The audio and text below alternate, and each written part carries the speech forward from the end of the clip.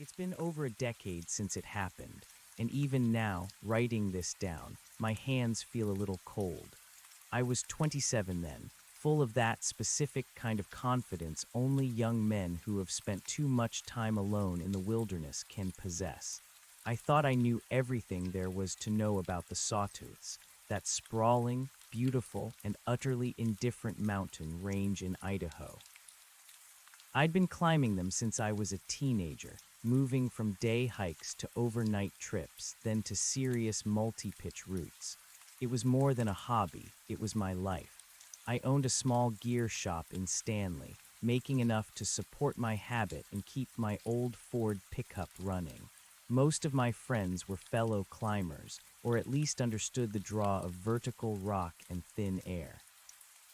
That year, I was attempting a personal project, a new solo route up the north face of Mount Hayburn, a formidable peak I'd admired for years.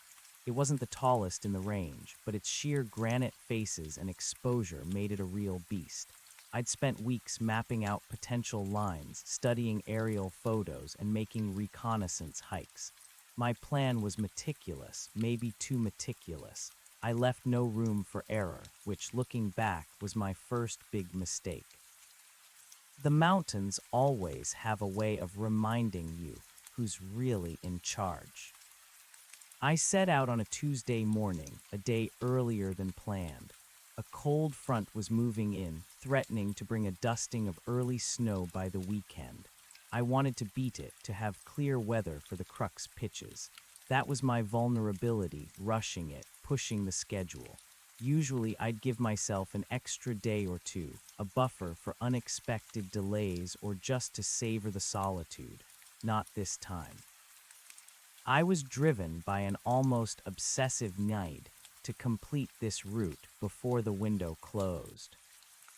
The hike to the base camp was familiar, a well-worn path through pine forests and along glacial lakes. I moved with the ease of someone who belonged there, my 70-pound pack feeling like an extension of my body. The air was crisp, scented with pine and damp earth.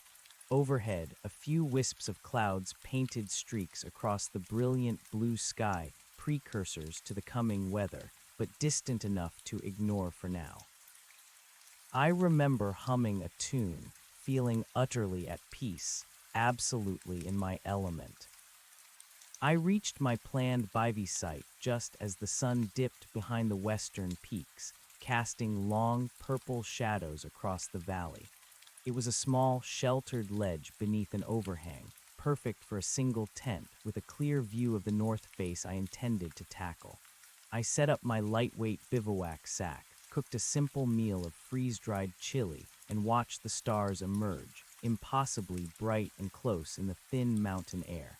There was no cell service, no radio reception. Just me, the rock, and the vast, silent wilderness. And that was exactly how I liked it. I woke before dawn, as always, the biting cold a natural alarm clock. The air was still, quiet, too quiet maybe. It was the kind of silence that amplifies every rustle of leaves, every distant chirp of a bird. I pulled on my layered climbing clothes, made some instant coffee, and began organizing my gear. Ropes, cams, nuts, quick draws, everything laid out in its precise order. My headlamp cast a focused beam on the dull gray rock of the overhang above me. Then it started. It wasn't loud at first, just a faint, almost imperceptible tremor in the air. A low-frequency hum, deep in the register, like the lowest note on a massive pipe organ. I paused, my hand hovering over a carabiner.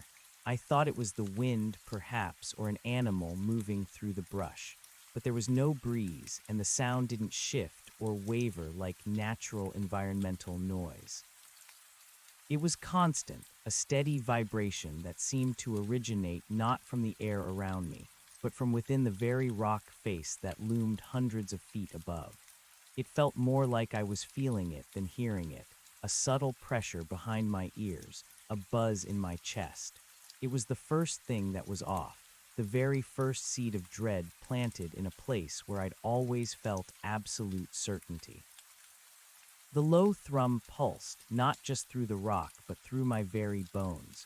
It was a resonant frequency that bypasses the ears, burrowing directly into the hollows of your chest, vibrating against your ribs. My hand, still poised over the carabiner, began to tremble. I forced myself to lower it, to ground myself. This wasn't a gust of wind, the air was utterly still. This wasn't an animal. No living creature made a sound so consistent, so deeply unnatural. Asterisk. I stood frozen for a long moment, my breath held tight in my lungs, trying to rationalize it away. An earthquake, maybe, a tremor, but the ground beneath my feet was solid, unmoving. No loose rocks rattled, no dust fell from the overhang. It was just the sound of pressure, a vast, silent hum that seemed to emanate from the heart of the mountain itself. My headlamp beam, usually so comforting, now seemed to mock the impenetrable darkness beyond its reach. I took a cautious step away from the overhang, turning my head, trying to pinpoint the source. It was everywhere and nowhere, a diffuse vibration that soaked into the pre-dawn quiet. My eyes darted around the bivy site. My tent, my pack, my gear, all silent, inert. The trees around me stood motionless, their needles unrustled. The peak of Hayburn, a dark silhouette against the faintest hint of gray in the east, remained stoic, impassive. The hum intensified, subtly at first, then with an accelerating dread. It was no longer just a feeling. It was a sound that began to register audibly, a low, guttural moan that seemed to be squeezed from the very fabric of existence. It started to create a tangible effect. The water in my stainless steel mug, sitting on a flat rock, began to ripple, tiny concentric circles spreading from its center. My carefully laid out cams and quick draws shifted fractionally, chattering against the granite with a faint, metallic whisper. My heart hammered against my ribs, a frantic counterpoint to the mountain's steady drone. This was beyond anything I'd ever experienced. My wilderness training, my years of navigating extreme conditions, offered no rubric for this. The sawtooths were rugged, yes, dangerous, certainly, but they were natural. This wasn't. Panic, cold and sharp, began to prick at the edges of my practiced calm. I needed to move. I needed to understand. Or, failing that, I needed to get away. I grabbed my headlamp, adjusting the beam to its widest setting, and began to scan the rock face above me. My gaze tracked upwards, following the familiar contours of the north face, searching for anything amiss. A rockfall, a crevasse opening up, nothing.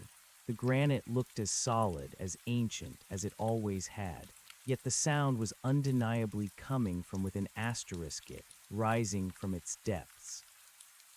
My initial thought was geological, a subterranean shift, but I'd lived through minor tremors in the region. They were sharp, violent, and quickly over. This was continuous, escalating, and deeply resonant. It felt deliberate. The sound intensified further, becoming a palpable force. My teeth began to ache. The fillings in my molars buzzed. My vision blurred for a moment, as if the air itself were shimmering. I stumbled, dropping my headlamp, which clattered against the rock. The sudden darkness, save for the faint starlight, was disorienting.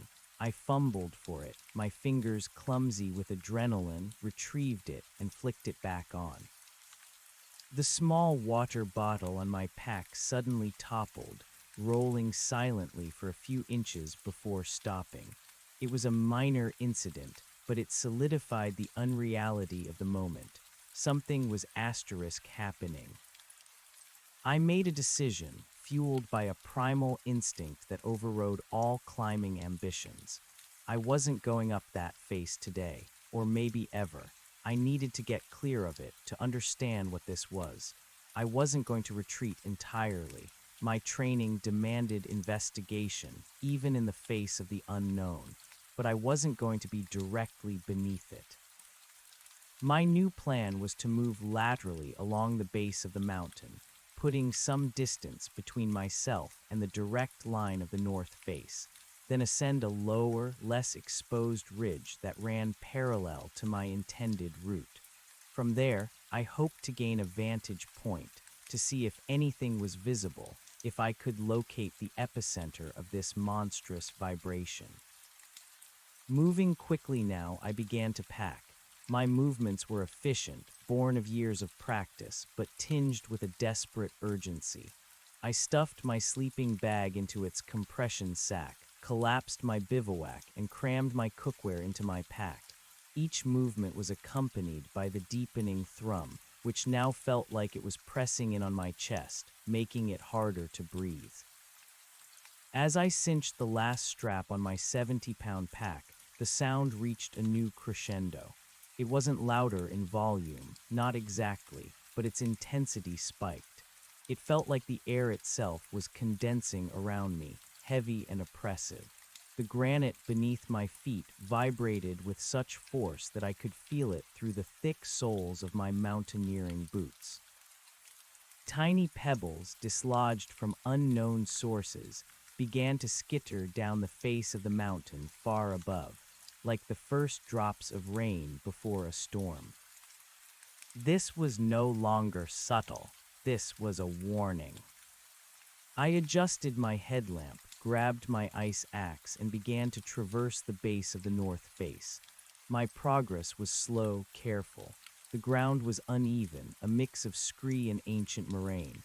I kept my eyes fixed on the rock above, expecting it to crack, to crumble, to unleash an avalanche of stone, but it held impossibly. Only the sound indicated the titanic forces at work within. The sun had begun its slow ascent, painting the eastern sky in hues of deep purple and fiery orange. The light was beautiful, incongruous with the building dread. I kept moving, putting distance between myself and the sheer wall, heading towards the more gradual slopes of the lower ridge. As I moved further along the base, something else began to happen. The air, already thick with the vibration, began to shimmer, not like a heat haze, but like water viewed through a poor lens. It was most pronounced directly above me, seeming to coalesce into a wavering, translucent curtain that stretched upwards into the pre-dawn gloom, obscuring the upper reaches of the mountain. My mind, so accustomed to the logic of the wilderness, struggled to process this. It looked like static, or a rippling distortion in the very fabric of space. It was utterly silent, a visual counterpart to the sound I was feeling. I stopped dead, my boots digging into the scree. My headlamp beam, now inadequate against the growing daylight, flickered across the phenomenon. It was enormous, a wall of pure visual interference, directly in line with the north face. It pulsed, mirroring the unseen vibration, a silent, internal scream of the mountain. My first thought, stupidly, was that I was hallucinating. Lack of sleep, altitude sickness. But the mountain wasn't that high, and I was well acclimatized. I pinched myself hard. The pain was real. The phenomenon was real. The thrum, the shimmer, it was all connected. It was a single event, a single, impossible force manifesting itself in both sound and light, or something akin to light. I continued my traverse, but with increased caution, my eyes glued to the shimmering wall. It felt like walking past an open doorway into an entirely different dimension. I could almost convince myself I was seeing heat rising from the rock, but the air was bitterly cold. No, this was something else entirely. I reached the start of the lower ridge I'd targeted for my observation point. It was a steep scramble, but nothing compared to the north face. As I ascended, the angle of my view changed. I could now see the full extent of the distortion. It wasn't just above the face. It seemed to be asterisk emerging from it, stretching outwards and upwards, encompassing the entire upper half of Mount Haburn's north side. It was like a colossal, invisible bubble, vibrating and distorting the air within its boundaries. My heart hammered against my ribs, a drum solo of terror. This was beyond my scope, beyond anyone's scope. This was science fiction, a fever dream, but I was wide awake, my senses screaming at me that it was terrifyingly real. I found a relatively flat, sheltered spot behind a cluster of stunted pines, about 1,000 feet above my bivy site and a good half-mile laterally from the main north face.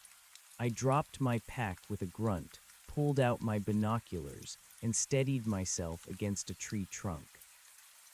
I peered through the lenses, focusing on the shimmering wall. The distortion was mesmerizing, like looking through thick, undulating glass. I could still make out the faint, blurred outlines of the rock behind it, but they were warped, stretched, and compressed as if caught in a funhouse mirror. And within this distortion, something else began to take shape. It wasn't a sudden appearance. It was a gradual coagulation, a deepening of the disturbance, like ink spreading through water. A darker mass began to resolve itself within the shimmering field, directly on the upper part of the north face. It was impossibly geometric, too perfect to be natural rock formation. It was a shape, a structure, and it was asterisk moving. My breath hitched, my hands, despite the cold, were slick with sweat. I adjusted the focus, straining to make sense of the impossible. What I saw defied all logic, all reason. It was an immense, multifaceted object, dark and angular, unlike anything I'd ever seen or imagined. It wasn't carving its way into asterisk the mountain. It was as if it was pushing asterisk out asterisk of it, growing from within, slowly unfolding like some monstrous metallic flower. The vibrating hum intensified further, the sound a physical hammer blow against my temples. The mountain itself groaned, a deep, resonant sound of immense stress, punctuated by sharp, cracking reports that echoed across the valley. Small rocks, dislodged by the internal turmoil, now began to shower down the upper slopes of the north face, carving white streaks through the ancient dark granite. The shimmer around the object flickered and flared, throwing off pulses of what looked like pure energy, silent and blinding. I realized with a sickening lurch in my stomach that the sound hadn't been just a vibration. It had been the asterisk sound of this thing moving. The deep hum was the grinding of impossible gears, the groan of colossal forces at work. The structure continued to emerge, shedding rock and ice as it pushed itself free. It wasn't organic, but it moved with an eerie, mechanical grace. Its surface was obsidian dark, absorbing the nascent sunlight rather than reflecting it, giving it a depth that seemed to swallow light. It was comprised of interlocking plates, impossibly sharp angles, and what looked like colossal, segmented limbs unfolding slowly into the mountain air. It was vast, truly vast, larger than any single building I'd ever seen, larger than most of the peaks in the Sawtooths themselves. It was an alien construct, an impossible architecture born from the heart of the earth. I pulled the binoculars away, my eyes wide and unseeing, trying to reconcile the image with reality. My mind recoiled, unable to accept what I was seeing. My heart pounded so hard I thought it would burst. The air vibrated, not just with the sound, but with an overwhelming sense of wrongness, of something ancient and terrible stirring from a long slumber. I quickly brought the binoculars back to my eyes, desperate for another look, for some detail that would explain it, rationalize it, turn it into a mirage. But it was still there, undeniable, pushing its way out of Mount Hayburn. As more of the structure emerged, I could see intricate patterns on its surface, glowing lines of faint, internal light that pulsed in sync with the mountain's groan. It was like observing some vast, intricate machine coming to life. Parts rotated, panels retracted, revealing deeper, darker spaces within the geometric form. And then something else appeared, something even more disturbing. From deep within the emerging structure, a new element manifested. It was an aperture, a vast circular opening that began to form near the center of the obsidian mass. As it opened, it didn't just reveal darkness. It revealed an abyss, a portal to absolute void. No light escaped it, no stars were visible through it. It was pure nothingness, a perfect circle of non-existence against the emerging behemoth. And from that void, something began to flow. It was a liquid or something that behaved like a liquid, but it defied all known properties. It was not black, nor gray, nor any color I could name. It was an absence of color, a shimmering, viscous substance that seemed to absorb all light, yet pulsed with an internal, shadow-like luminescence. It poured from the circular aperture in a silent, sluggish cascade, pooling on the surface of the structure. As it spread, the rocks directly beneath the structure, still connected to the mountain, began to dissolve.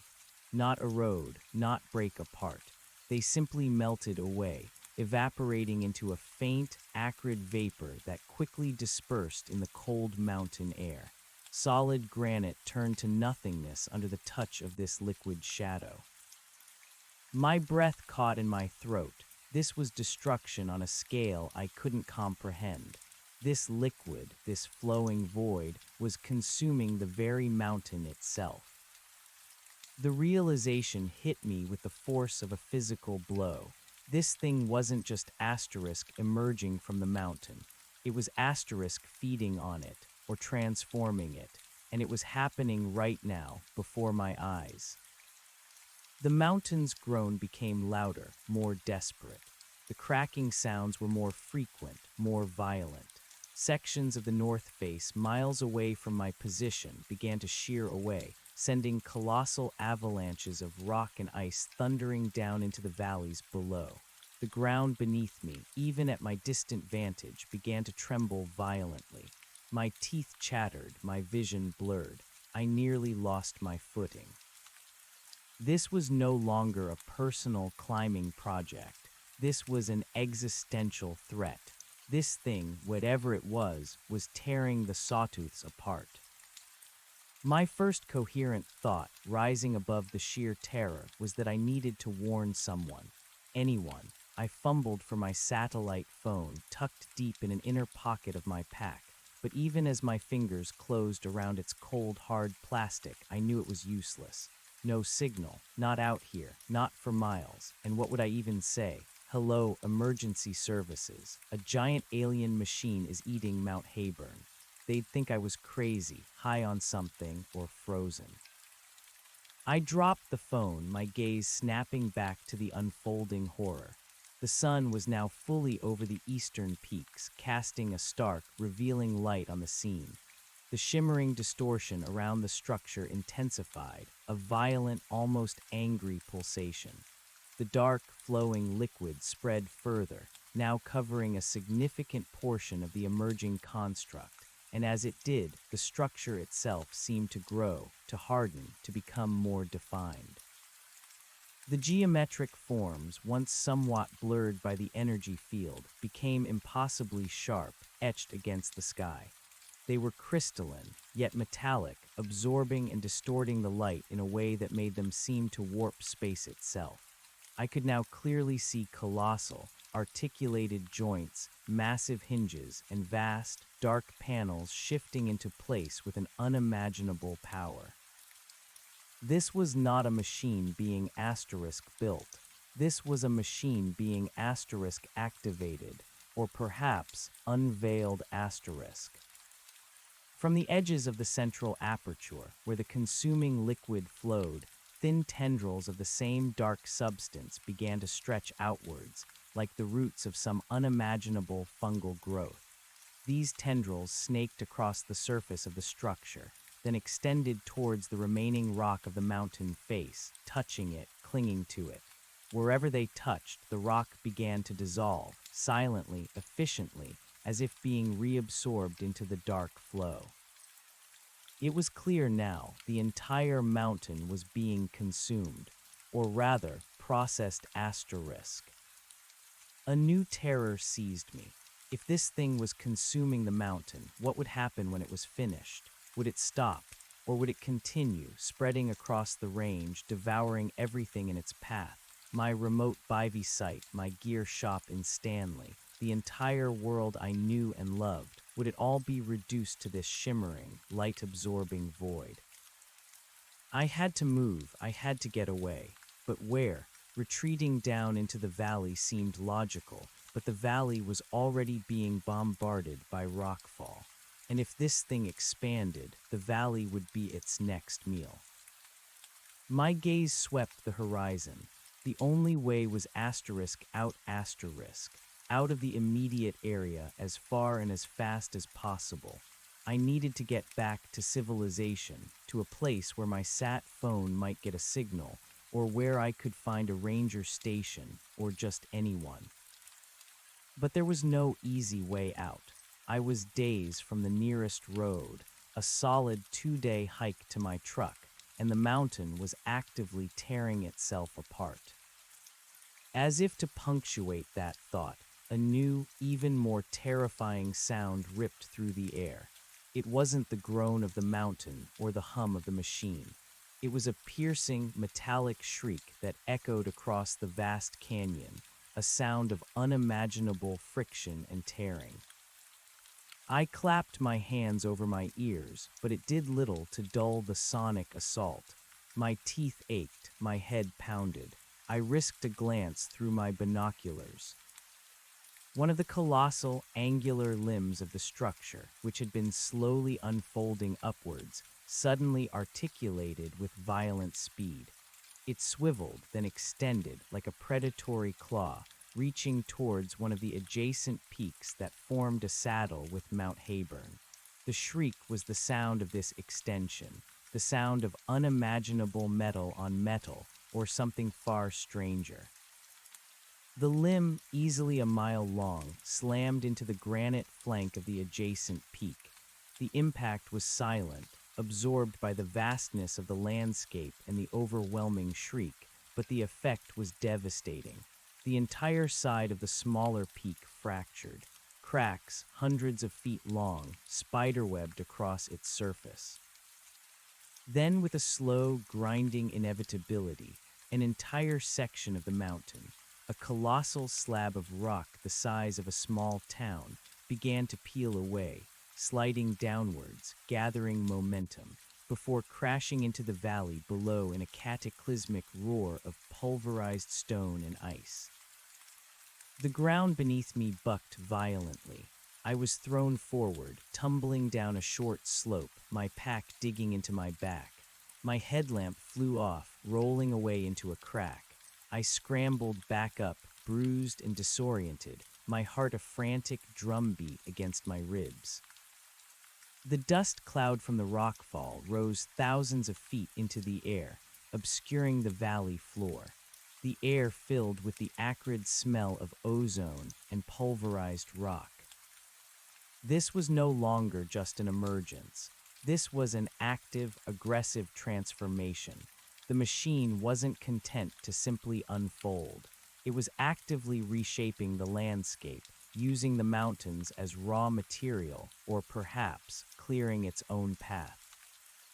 I was utterly, completely alone, a tiny, insignificant speck observing the end of the world as I knew it. All my confidence, all my mastery of this wilderness had evaporated. I was nothing but prey, an observer on borrowed time. I needed to get out, now. I scrambled back to my pack, retrieved my headlamp, and clipped it to my pack strap. No time to put it on. My vision was already adjusting to the harsh daylight. My plan solidified into a single, desperate imperative: descend as quickly and safely as possible into the main valley, then try to pick up the trail that led back towards the east, towards the distant road, towards the slim hope of escape and communication. My legs, usually so sure-footed, felt like lead. My mind, usually so clear in a crisis, was a maelstrom of fear and disbelief. I forced myself to take deep, shaky breaths to focus on the immediate task, one foot in front of the other. I began my descent, picking my way carefully but quickly down the steep, unstable slope of the ridge. The constant vibration from the mountain made every step feel precarious. Loose rocks skittered beneath my boots. I gripped my ice axe tightly, using it for balance, for leverage. As I dropped lower, the full scale of the destruction became clearer.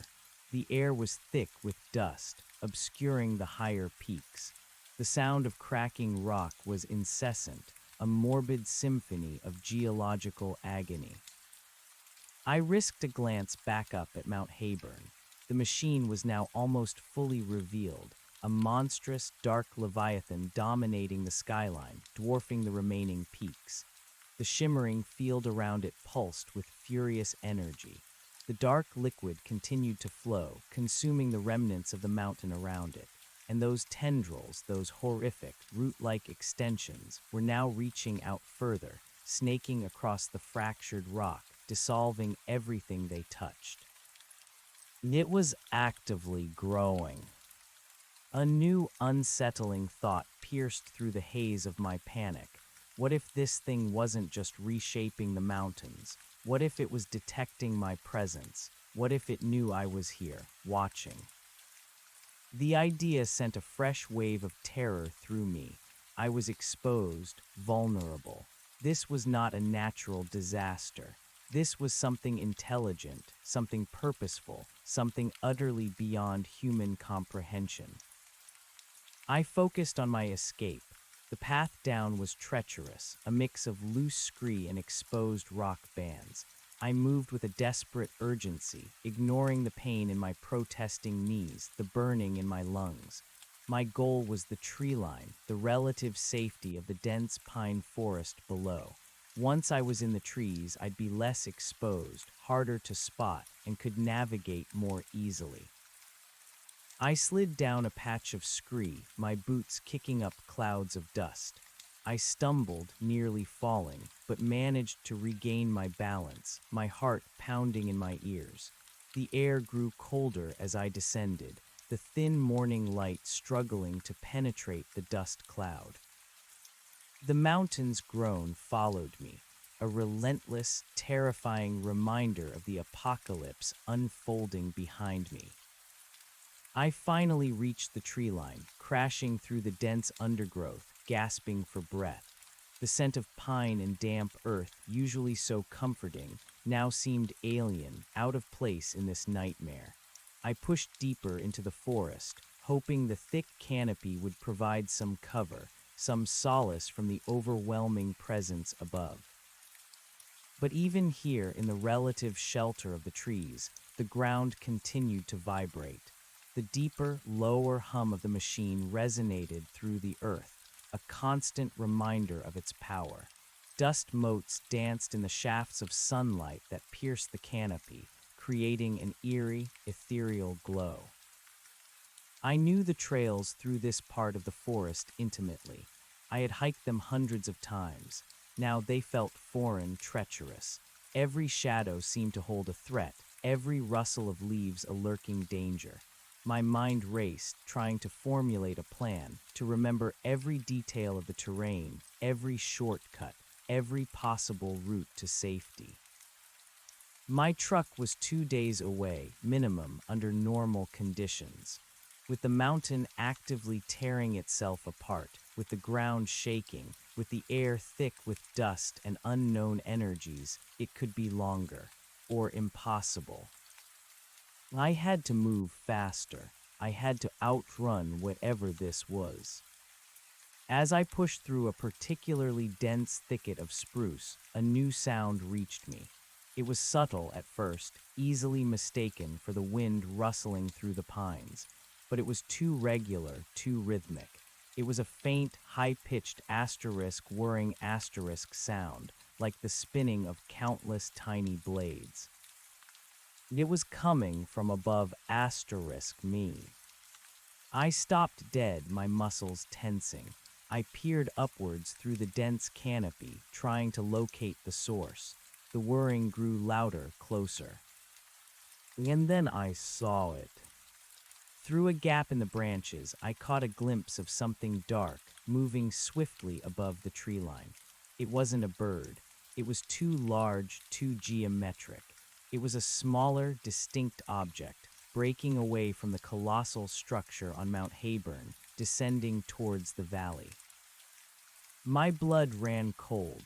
It wasn't just a single, monolithic entity.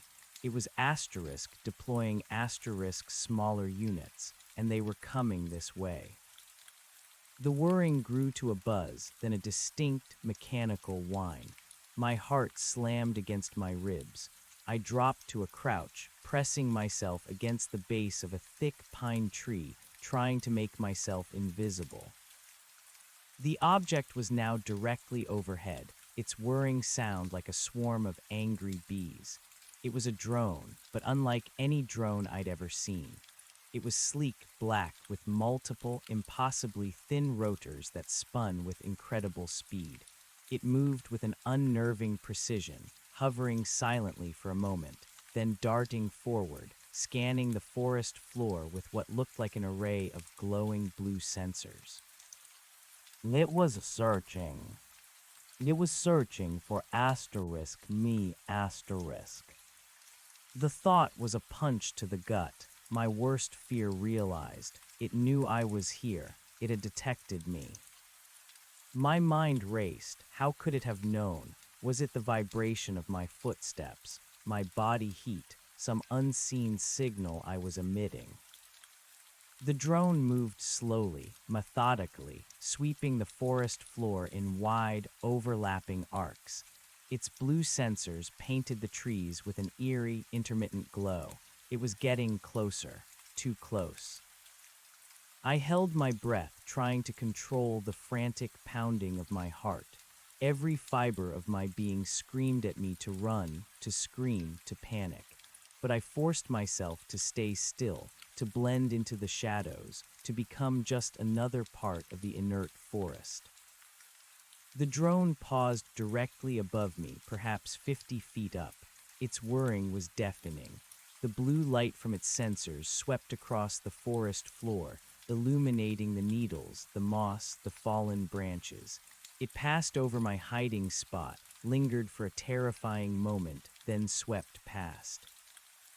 I remained absolutely motionless, my eyes squeezed shut, counting the seconds. 1, 2, 3. The drone continued its slow, methodical sweep, moving further into the forest. The whirring began to recede, growing fainter with each passing moment. I waited, heart pounding, until I could no longer hear it. Only then did I slowly, cautiously open my eyes. The forest seemed to breathe a sigh of relief. The air, though still vibrating with the mountain's hum, felt fractionally lighter. I pushed myself up, my legs trembling. This was a new level of terror. I was being hunted. I couldn't stay on the main trail. It was too exposed. I needed to go cross-country, through the densest parts of the forest, using every ounce of my wilderness knowledge to stay hidden, to evade whatever these drones were, whatever their purpose. My escape route now needed to be a desperate, clandestine journey, not just a frantic hike. I was no longer a climber in the mountains. I was a mouse in a deadly, alien maze. I turned away from the general direction of the main trail, plunging deeper into the untracked wilderness. My 70-pound pack felt like a crushing weight, but I couldn't abandon it. It held my survival gear, my limited food and water. I moved with a new sense of purpose, a desperate resolve. My pace was a frantic walk, almost a run, my eyes constantly scanning the canopy above, my ears straining for any hint of that insidious whirring sound. I pushed through dense thickets, vaulted over fallen logs, scrambled up steep, root-bound slopes. The constant vibration from the mountain, the deep, guttural hum, was a relentless background to my desperate flight. Every distant crack of rock, every thunderous rumble of an avalanche sent a fresh jolt of adrenaline through me. I imagined the great machine, fully revealed now, consuming the mountain, growing larger, more terrible with every passing minute. The day wore on, a blur of frantic movement and overwhelming fear. The sun, when it broke through the dust-laden sky, offered little comfort. It just illuminated the surreal horror unfolding around me. The sawtooths, once my sanctuary, were now a vast, alien death trap. I kept moving, pushing myself beyond exhaustion, fueled by pure, unadulterated terror. I had no idea where I was going, only that it had to be asterisk away. Away from the mountain, away from the drones, away from the unspeakable thing that had woken up in the heart of the wilderness. I didn't stop to eat, only pausing briefly to gulp down water from my hydration bladder. My body protested, muscles screaming, but my mind was fixed on a single objective: survival. As dusk began to settle, painting the forest in long, eerie shadows, I realized I couldn't keep going in the dark.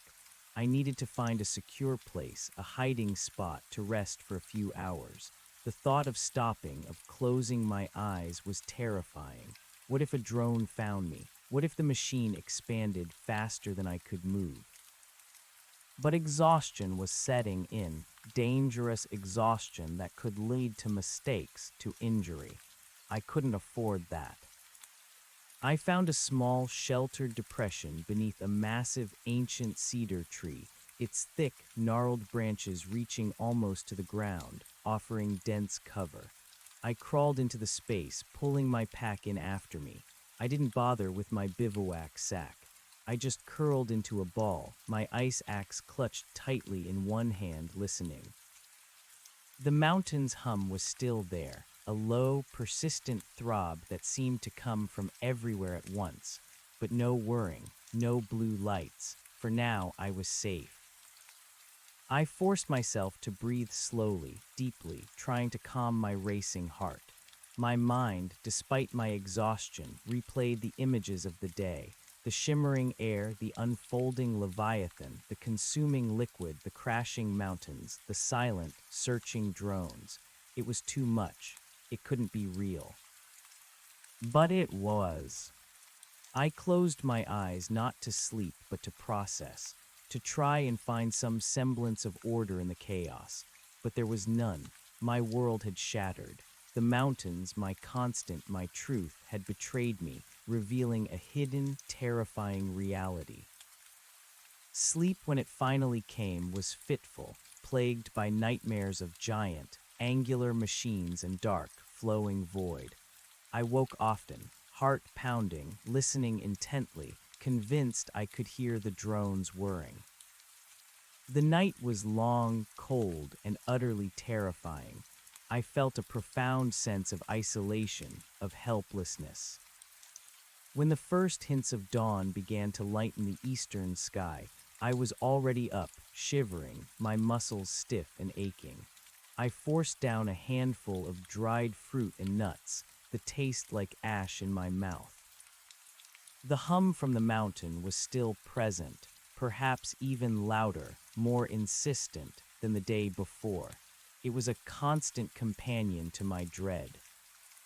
I emerged from my hiding spot, stretching my cramped limbs, and scanned the horizon. The dust cloud over Mount Hayburn was even thicker now, a dark, churning mass that obscured the peak entirely. But through the breaks in the dust, I could see glimpses of the colossal structure. It was larger, far larger than I remembered, its obsidian surfaces glinting with an awful, alien beauty in the emerging light. It looked like a dark god, brooding over the shattered landscape. The adjacent peaks, the ones the giant limb had attacked, were now unrecognizable, their forms distorted, their slopes scarred by titanic rock slides. The very topography of the sawtooths was being rewritten, violently, impossibly. I felt a fresh surge of desperation. This thing was accelerating. I had to get out. I began to move again, pushing myself even harder than the day before. The forest was my shield, my sanctuary. I moved as quietly as possible, my senses on high alert. Every snap of a twig, every distant bird call was magnified, a potential warning, a potential threat. Hours blurred into a punishing, relentless march. My water was running low, my food supplies dwindling. I was getting weaker, but my terror kept me going. Mid-morning, I stumbled upon something that made my blood run cold. It was a deer lying dead in a clearing, but it wasn't a natural death. There were no visible wounds, no signs of a struggle. Its eyes were wide and glazed, its body stiff and contorted, as if frozen in a moment of extreme agony. And then I noticed it, the faint, almost imperceptible shimmer in the air directly above the carcass, like the residual heat from an invisible fire. And then I saw the detail that confirmed my worst fears. On the deer's flank, just behind its shoulder, was a small, perfectly circular mark. It wasn't a wound. It was more like a brand, a subtle discoloration of the fur, a spot where the texture seemed to have changed, as if something had been absorbed or extracted. Oh, a drone, it had done this. My stomach churned. This wasn't just about destroying mountains. It was about life asterisk. What did this thing want with organic matter? What did it want with me? I hurried away from the clearing, my pace quickening, a new, sickening fear adding to my already overwhelming dread. These drones weren't just for surveillance. They were doing something else, something sinister. I needed to find a place to hide, somewhere deep and inaccessible, where even those flying horrors couldn't reach me. My mind turned to the caves. The sawtooths, like many mountain ranges, had a complex network of caves and lava tubes, remnants of ancient volcanic activity. I knew of a few, small ones, barely more than rock shelters, but there was one particular system I remembered hearing. Of a larger, more complex network further up the ridge. It was a perilous, barely marked entrance, known only to a handful of local cavers and prospectors from generations past. I'd never explored it myself, content with the world above ground, but now the thought of its dark, twisting passages offered a perverse kind of comfort. It was the only place I could think of that might offer true sanctuary from those airborne hunters. My destination was still hours away, a steep, arduous climb through rough terrain, but the thought of it gave my weary legs a renewed sense of purpose. I pushed on, my senses heightened, every rustle of leaves, every distant crack of rock making me flinch. The air grew heavier, thick with the scent of pine and something else, a faint, metallic tang, like electricity or ozone, that seemed to emanate from the very earth. The hum from Mount Hayburn was no longer a distant throb. It was a deep, pervasive rumble that vibrated through the soles of my boots, up my spine, into my teeth. It felt like the entire world was a tuning fork, struck by some unseen mallet. The dust cloud over Hayburn continued to churn, a colossal, dark monument to destruction. Every now and then, through a break in the trees, I'd catch a glimpse of the emerging structure, larger and more menacing with each passing hour, its obsidian facets glinting malevolently in the dust-filtered sunlight. It was consuming the mountain with horrifying speed, its tendrils of dark, light-absorbing liquid spreading like a plague. I knew the drones were still out there. I could feel their presence, an invisible web of surveillance stretching across the valley. I kept to the densest parts of the forest, moving from shadow to shadow, using every trick I knew to break my scent to obscure my passage. I walked in stream beds when I could, hoping the water would wash away my tracks. I climbed over fallen logs rather than around them, leaving fewer footprints. It was a desperate, exhausting game of hide and seek against an enemy I barely understood.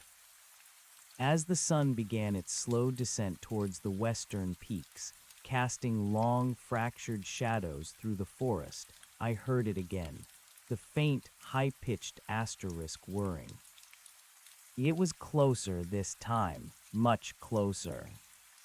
My heart leaped into my throat. I dropped instantly, pressing myself flat against the damp earth beneath a sprawling thicket of huckleberry bushes. I tried to control my breathing, to quiet the frantic thumping of my heart. The whirring grew louder, a buzzing swarmed directly above me. I risked a glance through a tiny gap in the leaves. A sleek black drone, identical to the one I'd seen earlier, hovered just above the canopy, its impossibly thin rotors a blur. Its blue sensors swept the forest floor, painting the trees in an eerie, pulsing light. It moved slowly, meticulously, its silent hunt sickeningly deliberate. It passed directly over my hiding spot. I held my breath, every muscle tense, my body rigid with terror. I could almost feel the phantom touch of its blue light, scanning, searching. The seconds stretched into an eternity. Then slowly, agonizingly, the whirring began to recede. The drone moved further into the forest, its pursuit methodical, unrelenting. I waited for what felt like an hour, straining my ears before I dared to move. My body ached, cramped and stiff from lying motionless. I pushed myself up, my legs trembling, and resumed my desperate flight. The incident had shaken me to my core. They weren't just randomly patrolling, they were actively tracking Asterisk. The drone knew my general vicinity, if not my precise location. The caves were no longer an option, they were a necessity. The terrain grew steeper, the forest thinning out as I climbed higher onto the shoulder of a smaller peak adjacent to Hayburn, where the cave entrance was rumored to be. The ground here was rockier, interspersed with stunted pines and gnarled junipers. The hum from the colossal machine was now a physical presence, vibrating through the very air, making my teeth ache. I could taste the metallic tang, stronger now, as if the air itself was charged with an unseen energy. As I ascended, the view of Mount Hayburn became clearer, unobstructed by the dense canopy. The sight stopped me dead in my tracks. The dust cloud was still there, a monstrous vortex, but through a rent in its swirling chaos, I could see the machine in horrifying detail. It was fully emerged now, a colossal geometric behemoth, black as obsidian, dominating the skyline. It wasn't just Asterisk on Mount Hayburn, it was Mount Hayburn. The upper half of the peak had been entirely consumed, replaced by this impossible construct of sharp angles, rotating panels, and segmented limbs. It pulsed with a faint, internal luminescence, lines of sickly green light tracing intricate patterns across its dark surfaces. The central aperture, that portal to absolute void, was now vast, a gaping maw in the heart of the machine, and from it the light-absorbing liquid still flowed, not in a cascade now, but in torrents, spreading rapidly over the machine's surface, hardening, changing its texture. And those tendrils, they were no longer just snaking across the rock. They were reaching out, hundreds of them, like colossal, dark roots, extending into the adjacent mountains, latching onto them, and beginning their slow, silent consumption. The landscape was transforming before my eyes. Peaks that had stood for millennia were fracturing, dissolving, being reabsorbed into the growing, impossible architecture of the machine. The metallic shriek I'd heard earlier was now a constant backdrop, punctuated by the thunderous roar of collapsing mountainsides. The sawtooths were being dismantled, piece by agonizing piece. My breath hitched, my mind screamed in protest. This was beyond comprehension, beyond any nightmare. This was the end of a world, and I was witnessing its final moments. I forced myself to tear my gaze away, a fresh wave of terror spurring me forward. The caves. I had to reach the caves. I pushed myself harder, scrambling up a steep, crumbling slope, my boots scrabbling for purchase on the loose rock. My lungs burned, my legs screamed, but I ignored the pain. The thought of that shimmering, hunting drone, of the deer with its branded flank, drove me on. The entrance to the cave system was supposed to be hidden behind a specific rock formation, a large, weathered granite overhang that resembled a giant's chin. I scanned the rocky outcroppings, my eyes wide and frantic, desperately searching for the landmark. The light was fading fast now, the forest plunging into deep twilight. Shadows lengthened, making every rock and tree seem menacing. The hum from the machine was a physical pressure against my eardrums, and the air crackled with that strange, metallic ozone scent. And then I saw it, the granite chin. Relief, sharp and overwhelming, flooded through me. I stumbled towards it, my vision blurred by exhaustion and tears that I hadn't realized I was shedding.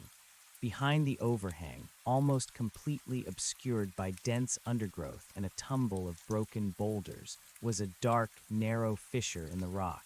It looked like nothing more than a crevice easily overlooked, but I knew this was it. I dropped my pack with a grunt, the heavy weight thudding against the rock. I fumbled for my headlamp, my fingers clumsy, and flicked it on. The beam cut through the encroaching darkness, illuminating the narrow opening. It looked barely wide enough for me to squeeze through, but that was the point. It was a natural fortress, a place where those aerial hunters couldn't follow. But before I could even take a step towards it, a familiar sound cut through the air, the whirring. It was faint, distant, but undeniably there, and it was coming from the direction I had just come from. They were still on my trail. They were closing in. Panic flared, raw and desperate. I had to move.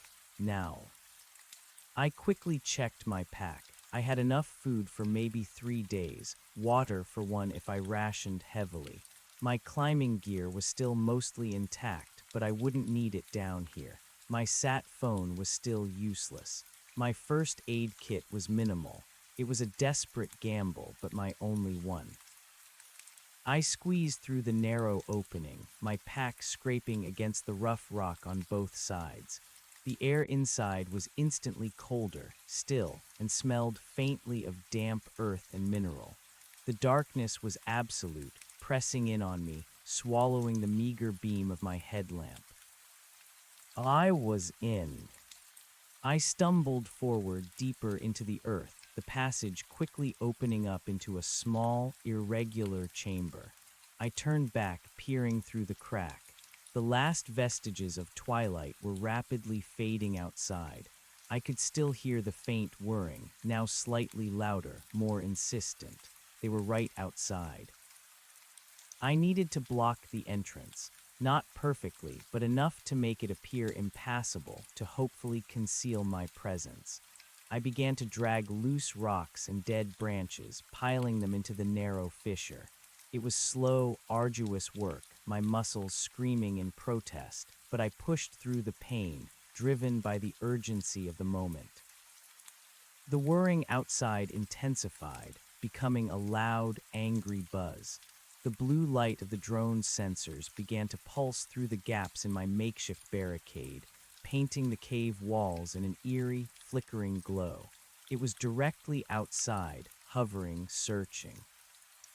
I froze, pressed against the cold rock, barely breathing, hoping my crude disguise would hold. The blue light swept across the piled rocks, illuminating every crevice, every crack. It lingered for a terrifying moment, then swept away. The whirring sound remained, a constant, menacing hum just beyond my barricade, but it didn't seem to be trying to force its way in. It was just waiting, or scanning. After what felt like an eternity, the whirring finally began to recede, moving away from the entrance. The blue light vanished. Silence, heavy and absolute, descended upon the cave. I leaned back against the rough rock, gasping for breath, my body trembling with residual adrenaline. I had made it, for now.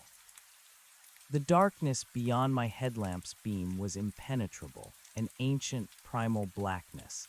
I took a few slow, shaky steps deeper into the cave, away from the barricaded entrance. The air grew colder, heavier. The deep, pervasive hum of the mountain machine was still there, but muted, a dull throb that vibrated through the rock beneath my feet. It was a constant reminder that my sanctuary was only temporary, that the threat outside was still growing, still consuming. I found a relatively flat, dry spot in a small alcove, protected from any potential drips from the ceiling. I dropped my pack, unzipped it, and pulled out my thin foam sleeping pad and lightweight sleeping bag. Setting up a proper bivouac felt like an indulgence, but I knew I needed rest or I wouldn't survive. I forced myself to eat a handful of dried apricots and some jerky, chewing slowly, trying to get some energy back into my exhausted body. The food tasted bland, almost tasteless in my heightened state of anxiety. I rationed my water carefully, taking only a few sips from my bottle. Every resource was precious now. As I lay in my sleeping bag, huddled against the cold, damp rock, the silence of the cave pressed in on me. It was a different kind of silence than the wilderness above, a deep, ancient quiet, broken only by the drip of water somewhere in the distance and the constant, low thrum from the mountain. It was a silence that amplified every one of my fears, every unanswered question. What was that thing? Where did it come from? What did it want? The image of the deer, dead with its strange mark, flashed through my mind. And those drones searching, scanning, were they trying to kill me, or capture me, or extract something from me just like they had from the deer? The thought made my skin crawl. My mind raced, trying to find some logic, some explanation that would fit into my understanding of the world. Aliens, some kind of hidden terrestrial technology, an ancient artifact awakening. None of it made sense, yet it was undeniably real. The sawtooths were being devoured, transformed into something monstrous and alien. I thought of Stanley, my small gear shop, my friends, my life. Was it all gone? Were they safe? The thought of my town, so vibrant and full of life, being engulfed by that flowing, dark void was unbearable. But I had no way of knowing, no way of warning anyone. I was a lone witness, buried alive in the belly of the earth, while the world above seemingly came to an end. Sleep was a distant luxury. Every shadow seemed to writhe. Every distant drip of water sounded like a footstep. I kept my headlamp on its lowest setting, casting a small circle of light around me, a tiny island of sanity in the vast, oppressive darkness. My ice axe lay beside me, a useless weapon against whatever forces were at work, but a comfort nonetheless. The night stretched on, cold and endless. I drifted in and out of a restless half-sleep, haunted by distorted images of the unfolding machine, of the drones, of the dissolving mountains. I woke with a jolt more than once, convinced I heard the whirring sound, only to be met by the echoing silence of the cave. When the faint, almost imperceptible shift in the cave's atmosphere indicated the arrival of dawn, a new day, I felt no relief, only a deeper sense of dread. What horrors had unfolded while I was hiding? What new devastation would greet me if I dared to emerge? I forced myself to get up, stiff and aching. I ate another meager portion of dried food, drank more rationed water. My supplies were dwindling rapidly. I couldn't stay in the cave indefinitely, but leaving felt like a death sentence. I crawled to my barricade and carefully, slowly, removed a few of the smaller rocks, creating a narrow gap. I peered out. The world outside had changed even further. The sky was an angry, bruised purple, streaked with veins of fiery orange and red. The air was thick with dust, creating a perpetual twilight. The metallic tang was stronger, almost choking. And the hum from the mountain, it was no longer just a hum. It was a deep, resonant asterisk pulse asterisk, a rhythmic beat that vibrated through my entire body, a living, breathing sound that seemed to emanate from the very core of the planet. And Mount Hayburn, it was gone. Where the majestic peak had once stood, now loomed the colossal obsidian machine, fully unveiled. It was unimaginably vast, its razor-sharp angles and intricate, interlocking plates now fully defined against the apocalyptic sky. The sickly green lines pulsed with a brighter, more aggressive light. The central aperture was a gaping black hole, a true void, and from it, the light-absorbing liquid flowed in an endless, surging river, covering the entire structure, giving it a wet, chitinous sheen. The tendrils, those horrific, root-like extensions, were now everywhere. They had spread like an alien cancer across the entire ridge system, reaching out, consuming, transforming. The mountains around Hayburn were no longer just fractured. They were actively being converted asterisk. Great sections of granite were dissolving, melting into the dark liquid, feeding the growth of the machine. It wasn't just reshaping the landscape, it was assimilating it. The nearest peak, the one I had climbed to reach this cave, was now half-eaten, its familiar granite replaced by patches of obsidian dark, metallic surface, pulsing with the same green light. Cracks ran like veins across its remaining rock, emanating the metallic tang. And the drones, they were everywhere, hundreds of them. They zipped through the dust-laden air, their thin rotors ablur, their blue sensors sweeping the devastated landscape. They were no longer just searching. They seemed to be actively involved in the conversion process. Some hovered near the tendrils, their blue lights pulsing rapidly as if analyzing the consumption.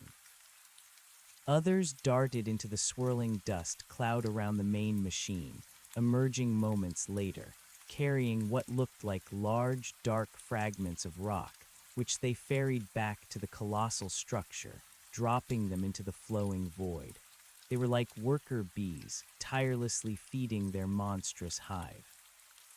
My blood ran cold. This wasn't just a natural phenomenon or a localized event. This was an invasion, a transformation of the highest order. The sawtooths were merely the initial staging ground. I quickly reblocked the entrance, my heart hammering against my ribs. I had to get deeper. If the drones could convert the mountains, what was to stop them from converting the very rock of the cave itself? The thought was paralyzing. I flicked on my headlamp, adjusted it to its brightest setting, and began to move. The passage led downwards, twisting and turning, becoming narrower in places, then opening into larger, cathedral-like chambers. The air grew colder, heavier, denser with the mineral smell. The rhythmic pulse from the mountain, though still muffled, was a constant, low throb that echoed through the rock, a visceral reminder of the apocalyptic transformation outside.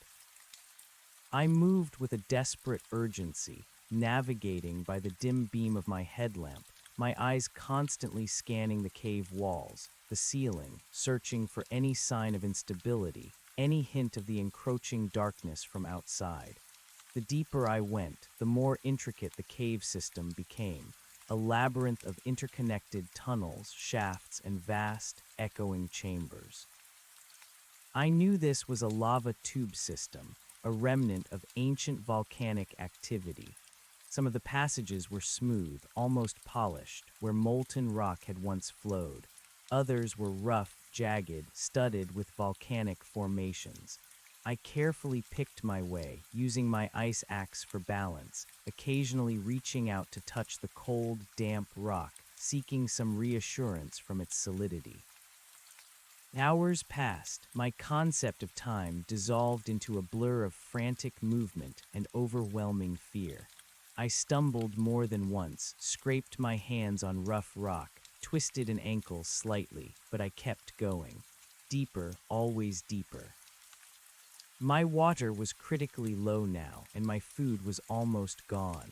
I needed to find an underground water source, a spring, a pool, and I needed to find a more permanent, defensible hiding spot.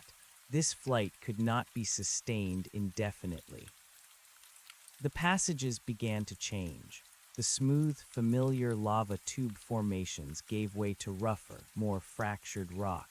The air grew noticeably warmer, a strange, unnatural heat emanating from the depths. The rhythmic pulse from the mountain intensified, not just in volume, but in its very nature. It felt like a heartbeat, a slow, powerful thrum that made the very air vibrate. And then I saw it. Through a narrow gap in the rock, a faint light, not the cold, blue pulse of a drone. This was a warm, orange glow, steady and deep. My heart leaped, a flicker of desperate hope igniting within me. Another human, a forgotten mining camp. It was a long shot, a terrifyingly unlikely possibility, but it was enough to draw me forward. I squeezed through the gap, carefully, slowly, my headlamp beam cutting through the gloom. The passage opened into a vast, cavernous chamber, far larger than any I had encountered so far. The ceiling soared upwards into impenetrable darkness, lost to my headlamp's reach. The floor was uneven, strewn with massive boulders and jagged rock formations. And there, in the center of the chamber, was the source of the light. It wasn't a fire, it wasn't a lamp, it was a pool of molten, glowing liquid, pulsing with that same deep orange light, casting flickering shadows across the colossal chamber. It wasn't water, it was something else, something alive. My breath hitched. I took a cautious step forward, my boots crunching on loose rock. The heat from the pool was intense, almost suffocating. The air was thick with a strange, metallic smell, similar to the one outside, but far more potent, almost intoxicating. As I drew closer, I could see details. The liquid was thick, viscous like honey, but glowing with an internal, fierce heat, and it was moving. Not bubbling, not boiling, but flowing in slow, deliberate currents, swirling and churning with an eerie, rhythmic grace. It looked like liquid fire, but it moved with an almost organic purpose. And around the edges of the pool, rising from the glowing liquid, were structures, not natural rock formations. These were geometric, angular, made of the same obsidian-dark metallic material as the colossal machine outside. They were smaller, incomplete versions, like nascent forms, half submerged in the glowing pool, pulsing with faint green light. They were growing. They were asterisk forming. This was the core, the source. This was where the machine was being born, or perhaps reborn. My mind reeled. The mountain outside wasn't just being consumed, it was being processed. The raw material was being fed into this subterranean forge, melted down, and reformed into the components of the alien Leviathan. The heat, the metallic tang, the pervasive hum, it all made a horrifying, impossible sense. I stood transfixed, a tiny, insignificant human witnessing a primordial act of creation, or destruction, on a scale that defied all understanding. The rhythmic pulse from the molten pool was the heartbeat of this alien entity, reverberating through the earth, through my very bones. As I watched, mesmerized by the terrible beauty of it, a ripple spread across the surface of the glowing liquid. One of the partially formed structures, a large angular column, rose slowly from the pool, dripping with molten light. It spun slowly, revealing intricate patterns on its obsidian surface, pulsing with a brighter green. It was a component, a piece of the giant machine. Then, from the depths of the pool, something else began to rise, something even larger, more complex. A vast, flat panel, impossibly thin, yet radiating immense heat. It slowly unfolded, like a metallic wing, revealing smaller, delicate mechanisms within its surface. This was no longer just a hiding place. This was the enemy's heart. I had walked into the very forge of the apocalypse. A new fear, cold and stark, pierced through my awe. If this was the core, what guarded it? What protected this vital place? I scanned the vast chamber, my headlamp beam lost in the immensity of the space. My eyes strained, searching for any movement, any sign of a guardian. The rhythmic pulse from the molten pool intensified, vibrating through the rock, through my entire body. It felt like a warning, a prelude. And then I heard it, a soft, scraping sound, echoing from the impenetrable darkness at the far end of the chamber. It was too regular to be a rockfall, too deliberate to be a natural sound. It was moving. My blood ran cold. I wasn't alone. I immediately extinguished my headlamp, plunging myself into absolute darkness, save for the pulsating orange glow of the molten pool. The sudden transition was disorienting, blinding me for a moment. My heart hammered against my ribs, a frantic drum against the alien rhythm of the pool. The scraping sound continued, growing closer. It was faint, but clear, deliberate. Something was moving towards me, something in the vast, echoing darkness beyond the pool's light. I stumbled backwards, seeking cover, pressing myself against a massive boulder, trying to disappear into its shadows. My breath came in ragged gasps. My ice axe was clutched in my trembling hand, a useless token against the unknown. The orange glow of the pool flickered, casting grotesque, dancing shadows across the chamber. I strained my eyes, trying to make out any shape, any form in the vast, oppressive darkness. The scraping sound grew louder, accompanied now by a faint, metallic clinking, like intricate gears shifting. It was no longer a single, continuous sound. It was a rhythmic, almost mechanical march.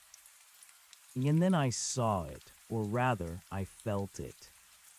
From the deepest shadow, a form began to resolve itself.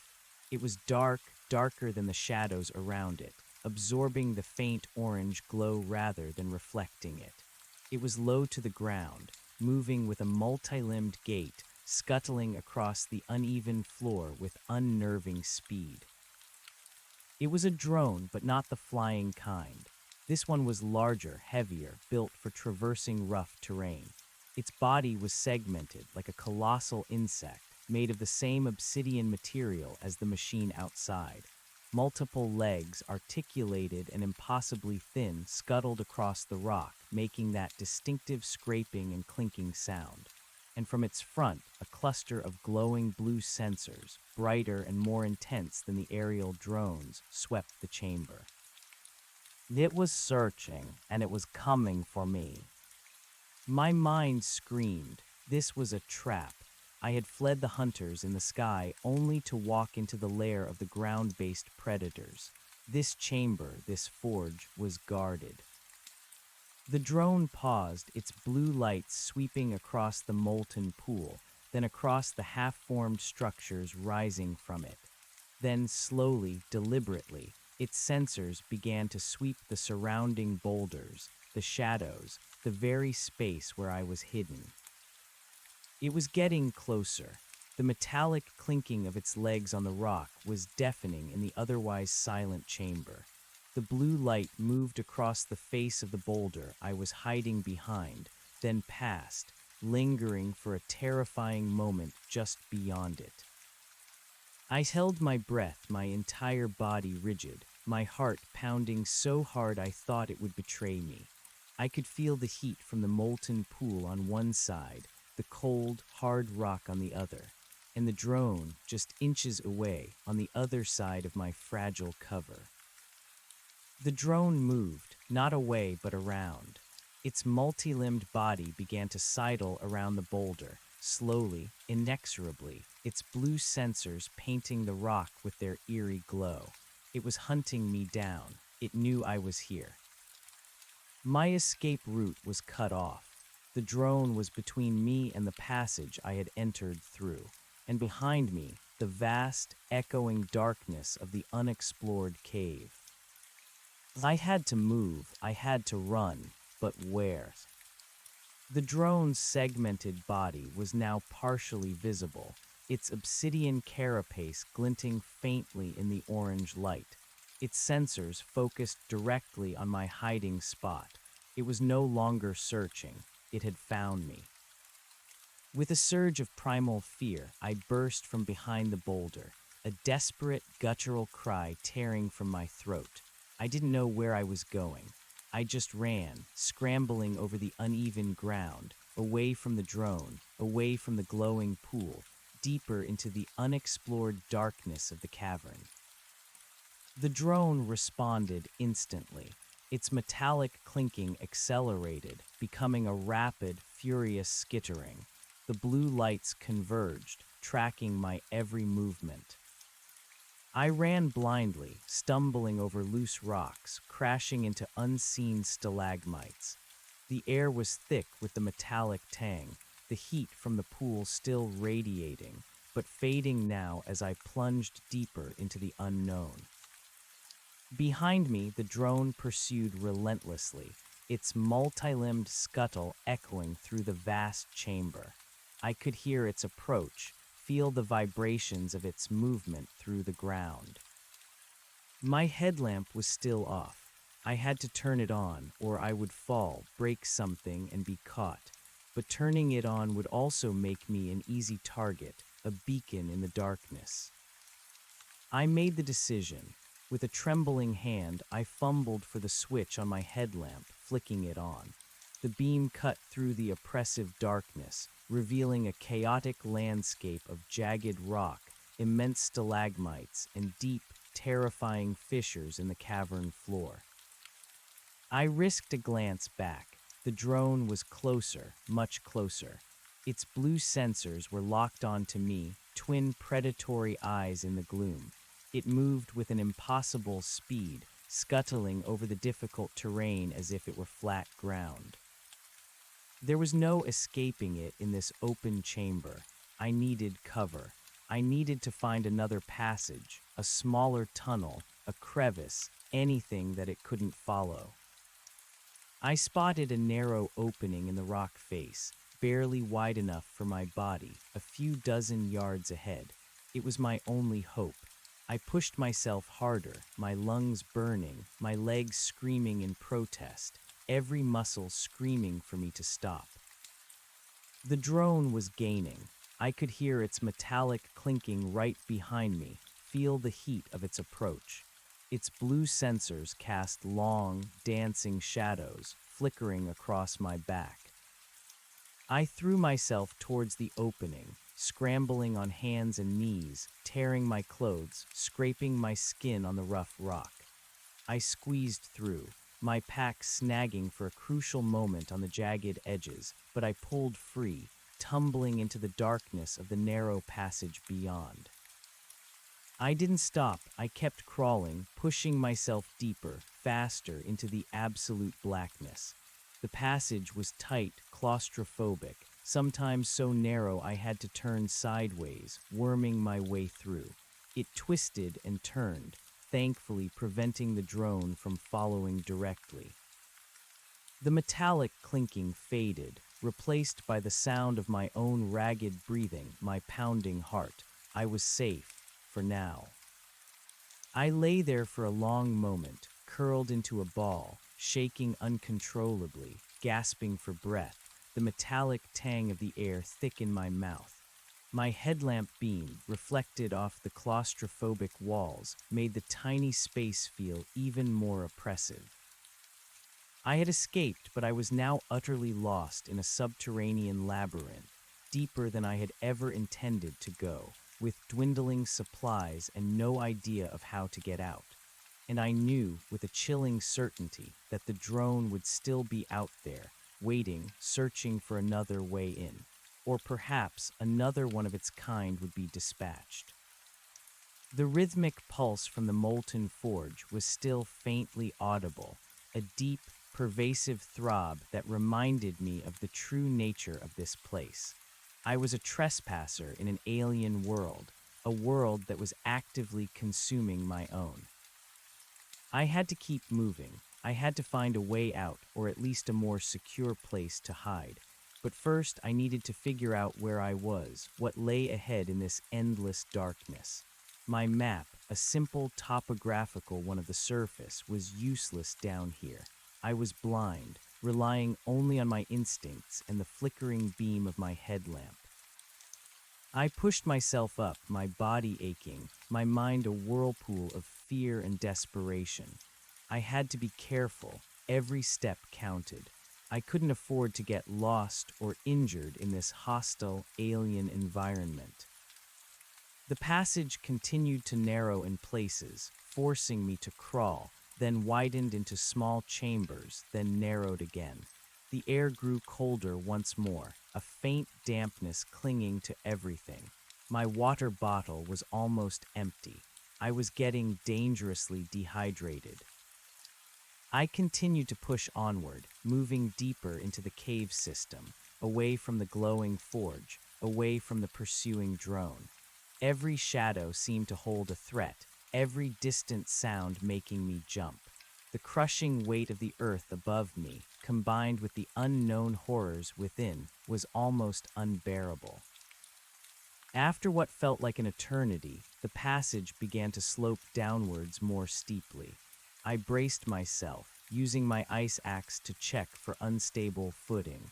The air grew still, heavy, and the rhythmic pulse from the forge became even fainter, almost imperceptible. I was finally moving away from the heart of the enemy. But then a new sound reached me, a faint, distant sound, but utterly unmistakable.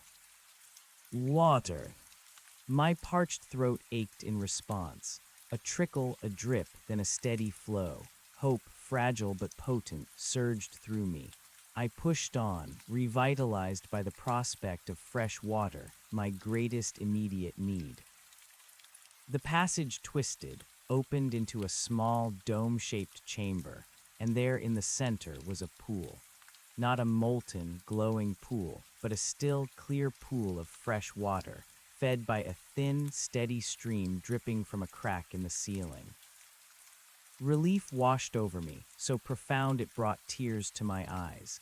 I stumbled towards it, dropped to my knees, and plunged my face into the icy cold water, drinking deeply, greedily, letting the pure, clean liquid wash away the dust and fear.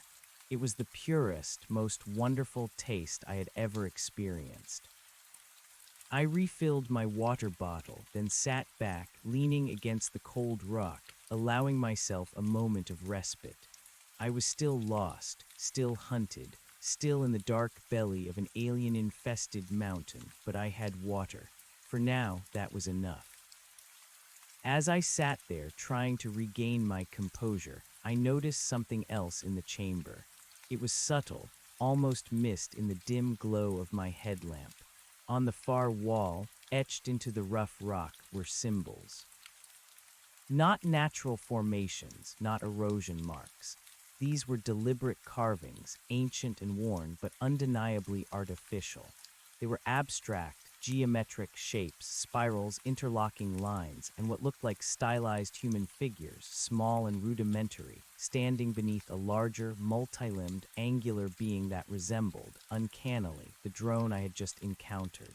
And above it all, a single, vast, circular symbol encompassing the entire tableau. a void. My blood ran cold. This wasn't just a random cave. This was a place of worship, a shrine. These carvings were old, very old. How old? Decades, centuries, millennia. They spoke of a history I couldn't comprehend, a knowledge that had been hidden, forgotten, or perhaps deliberately suppressed. The stylized figures, so small beneath the angular creature, spoke of fear, of reverence, of submission. The circular void symbol was particularly unsettling. It was identical to the central aperture on the colossal machine outside. These ancient people, whoever they were, had seen this before. They had witnessed this awakening, or perhaps they had participated in it. A new, terrifying hypothesis began to form in my mind, a chilling whisper in the dark. What if this wasn't an asterisk invasion in the conventional sense? What if this had happened before? What if this was something ancient, cyclical? What if this machine, these drones, weren't aliens from another world, but something from this world, merely re-emerging? The thought sent a shiver down my spine that had nothing to do with the cold. It implied a terrifying implication. It meant that this horror wasn't some sudden, arbitrary invasion from the stars. It implied a history, a dark chapter in Earth's past, long buried and forgotten, now repeating itself. It meant the sawtooths weren't just being devoured, they were being asterisk reclaimed. The thought was almost more unsettling than the idea of extraterrestrial invaders. An alien threat, however terrifying, was at least external. This, though, implied a horror that had always been here, lurking beneath the surface, intertwined with the very fabric of the world I thought I knew. It spoke of a cyclical nightmare, a primal force stirring from a long slumber, using the mountains as its cradle, its source material. I traced the ancient lines with a trembling finger. The tiny, stylized figures, heads bowed, almost prostrate before the angular, multi-limbed drone. Were these ancestors witnesses to a previous awakening, or were they something else entirely? Sacrifices, worshippers. The questions spun in my mind, each more chilling than the last. The circular void symbol, so clear and distinct, echoed the gaping maw of the colossal machine outside. It was a motif, a signature. This wasn't just a cave. It was a temple, a testament to a forgotten age, a warning etched in stone that had gone unheeded for millennia. I pulled myself away from the wall, the carvings now imprinted on my mind. My brief respite by the water pool was over. I couldn't stay here, not in a place so clearly connected to the burgeoning horror outside. The water was a blessing, but the shrine was a warning. I needed to move deeper into the unknown or find a way out. But which way was out? And how could I navigate this labyrinth without a map, without a plan? My only guide was the dwindling light of my headlamp and the primal instinct for survival. I checked my water bottle, full, a small victory. My food supply, however, was critically low. A few energy bars, a handful of nuts. Maybe 2 days if I stretched it, if I continued to ration. My body, though temporarily rehydrated, ached with exhaustion. The cut on my hand, from scrambling through the narrow passage, throbbed faintly. I chose a new passage, one that seemed to lead away from the direction of the molten forge, away from the shrine.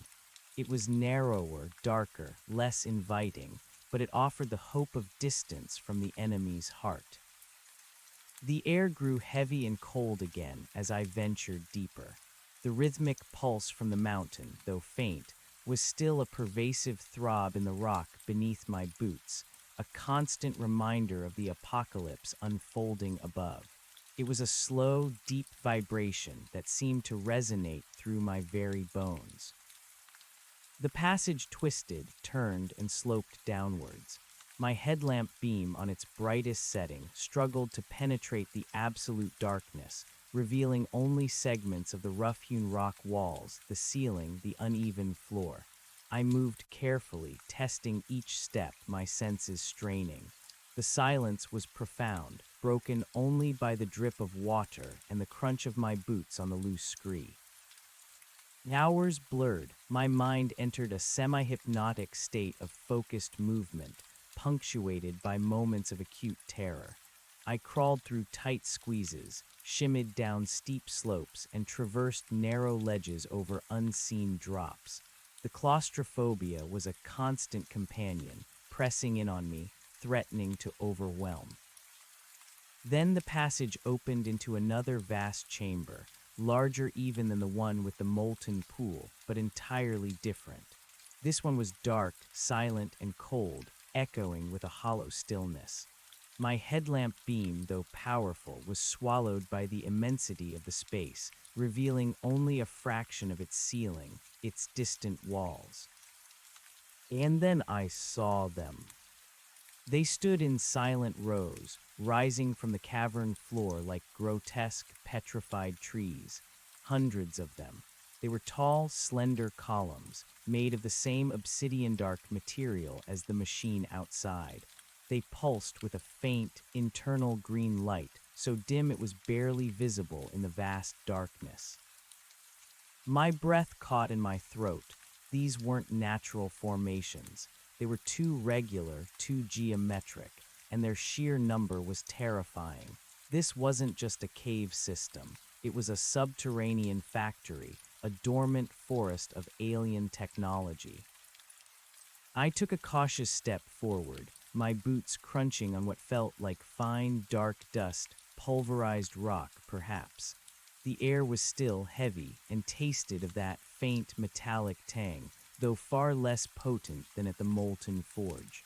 The rhythmic pulse from the mountain was almost imperceptible here, a ghost vibration in the deep earth.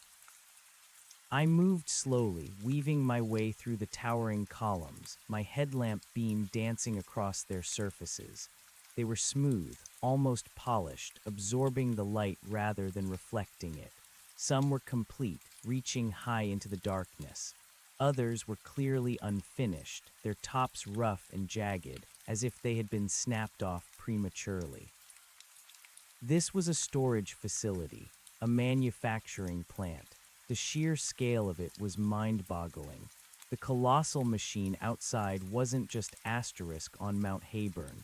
It was a part of an entire subterranean network, a vast, hidden complex that extended deep beneath the sawtooths. A new, chilling realization dawned on me. The mountain wasn't being asterisk consumed in a simple, destructive way. It was being harvested asterisk. Its granite, its minerals, its very essence were being processed, melted down in that forge, and reformed into these components, into the growing leviathan outside. The deer with its strange mark, the absorbed spot, it was all part of the same process. Organic matter, rock, perhaps even water, everything was raw material for this ancient, reawakened entity. I touched one of the columns. It was cold, smooth, completely inert. There was no hum, no vibration, only the faint, sickly green glow from within. It felt like touching a dormant creature, a sleeping giant. But were they truly dormant, or were they merely waiting? I moved deeper into the forest of columns, searching for an exit, another passage. The chamber seemed endless, stretching beyond the reach of my headlamp. My fear, though constant, was now tinged with a strange, morbid curiosity. I was uncovering secrets, peeling back layers of a hidden world, even as that world threatened to consume me. Then I heard it, a faint, almost inaudible asterisk click asterisk. It came from one of the columns just ahead of me. I froze, my heart leaping into my throat. My headlamp beam was fixed on the sound source. A segment of the obsidian column, about halfway up its immense height, slowly, silently asterisk shifted. A hairline crack appeared, then widened, revealing a faint green light from within. Another click, and then another, as more segments subtly realigned. It wasn't opening, not yet, but it was reacting. My blood ran cold. I wasn't alone. This chamber wasn't dormant, or if it was, something was awakening it. Was it my presence? Had my touch, my proximity, triggered something? I backed away slowly, carefully, my eyes fixed on the shifting column. The clicks grew more frequent, more insistent, echoing faintly in the vast chamber. The green light within the column pulsed faintly, almost like a slow, deliberate breath. Then another column, further away, made a similar sound.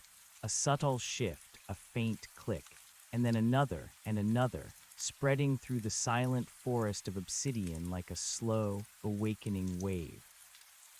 They were coming to life.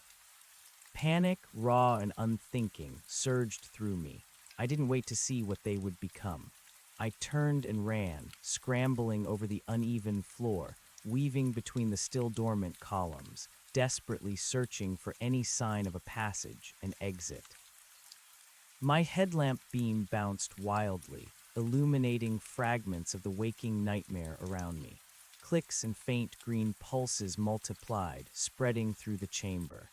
The air began to hum, a low, barely perceptible vibration that quickly grew in intensity, making the very rock beneath my feet tremble.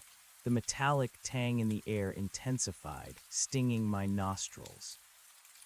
I spotted a narrow opening in the far wall, a dark fissure in the endless obsidian. It was small, barely wide enough, but it was an escape. I lunged towards it, my body screaming in protest, my muscles burning. As I reached the opening, I risked a glance back. The chamber behind me was transforming. Dozens, perhaps hundreds, of the obsidian columns were now actively shifting, their segments realigning, their internal green lights pulsing with increasing intensity. Some of them were beginning to unfold, like colossal, predatory flowers, revealing intricate mechanisms and arrays of small, glowing blue sensors. They weren't just components, they were dormant drones, ground-based drones, similar to the one that had hunted me, but in a vast, terrifying multitude. They were emerging from their dormant state, activating, and I was trapped in their awakening chamber. I squeezed through the narrow opening, scraping my pack, tearing my clothes, not caring about the pain. I tumbled into the darkness of the passage beyond, not pausing, pushing myself deeper, faster, desperate to put as much distance as possible between myself and the terrifying, awakening forest of machines. The hum from the chamber behind me intensified, becoming a deep, resonant throb, punctuated by the metallic clicks and shifts of the awakening drones. I could feel the vibrations through the rock, through the soles of my boots. It was a sound that spoke of a monstrous collective consciousness stirring to life. The passage was thankfully tight, twisting, and irregular. It was too small for the large, multi-limbed drones to follow me, at least not easily. I crawled, slid, and squeezed my way through, my headlamp beam bouncing off the claustrophobic walls.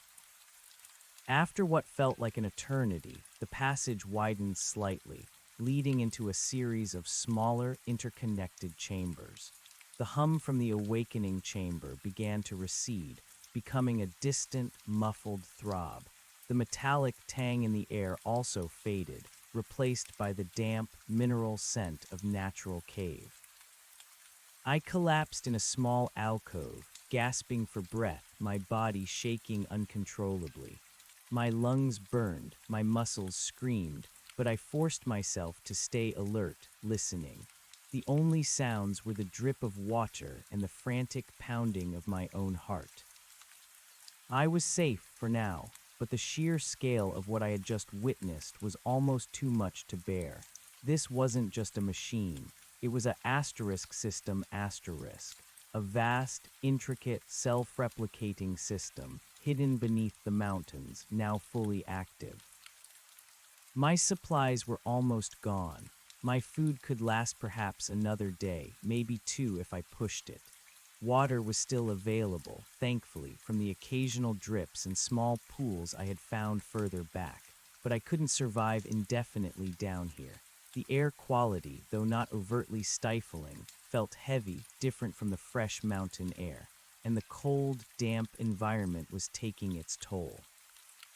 I needed a plan, desperate, impossible, but a plan nonetheless. I had to find an exit. I had to get back to the surface. But where and how? I forced myself to think, to remember every detail of the cave system I had traversed. I had come down, always down, deeper and deeper. To go back the way I came meant facing the molten forge, the ground drone, and now the awakening army of dormant drones. It felt like a suicide mission.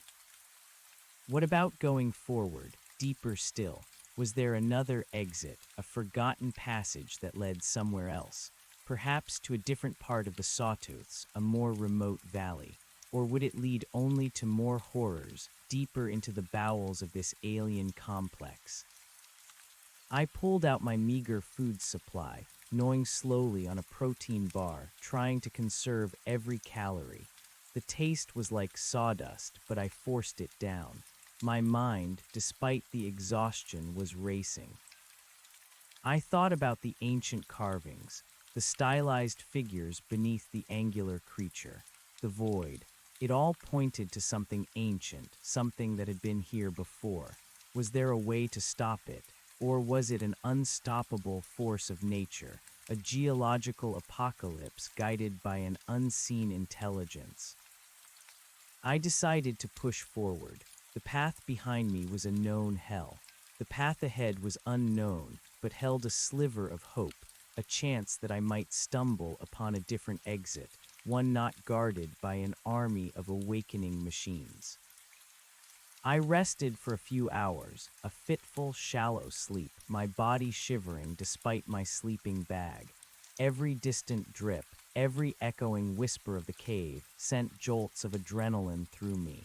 I dreamed of shifting obsidian, of blue lights sweeping through endless darkness. When I finally stirred, my body felt heavy, bruised, but my resolve was hardened. I could not give up. I had to survive. I rose, packed my meager belongings, and began to move again, pushing deeper into the unknown. The passage continued to twist and turn, sometimes widening into small, irregular chambers, sometimes narrowing to a tight crawl. The air grew colder still, heavy with the scent of damp earth and ancient rock. Hours later, my headlamp beam revealed something new. The rock formations began to change. Instead of the familiar lava tube structures, I started to see formations of crystalline rock, veins of quartz, and what looked like metallic ores embedded in the cave walls. The passage was no longer purely volcanic. It was cutting through something older, something geologically distinct. And with this change, the pervasive hum from the mountains shifted. It became higher pitched, a faint, almost melodic asterisk whine instead of the deep thrum. It was subtle, barely perceptible, but distinct. It felt like I was moving towards a different kind of energy signature, a different part of the colossal machine's influence. I pressed on, my curiosity warring with my fear. What lay ahead in these ancient, mineral-rich depths? The passages became more regular, almost too regular.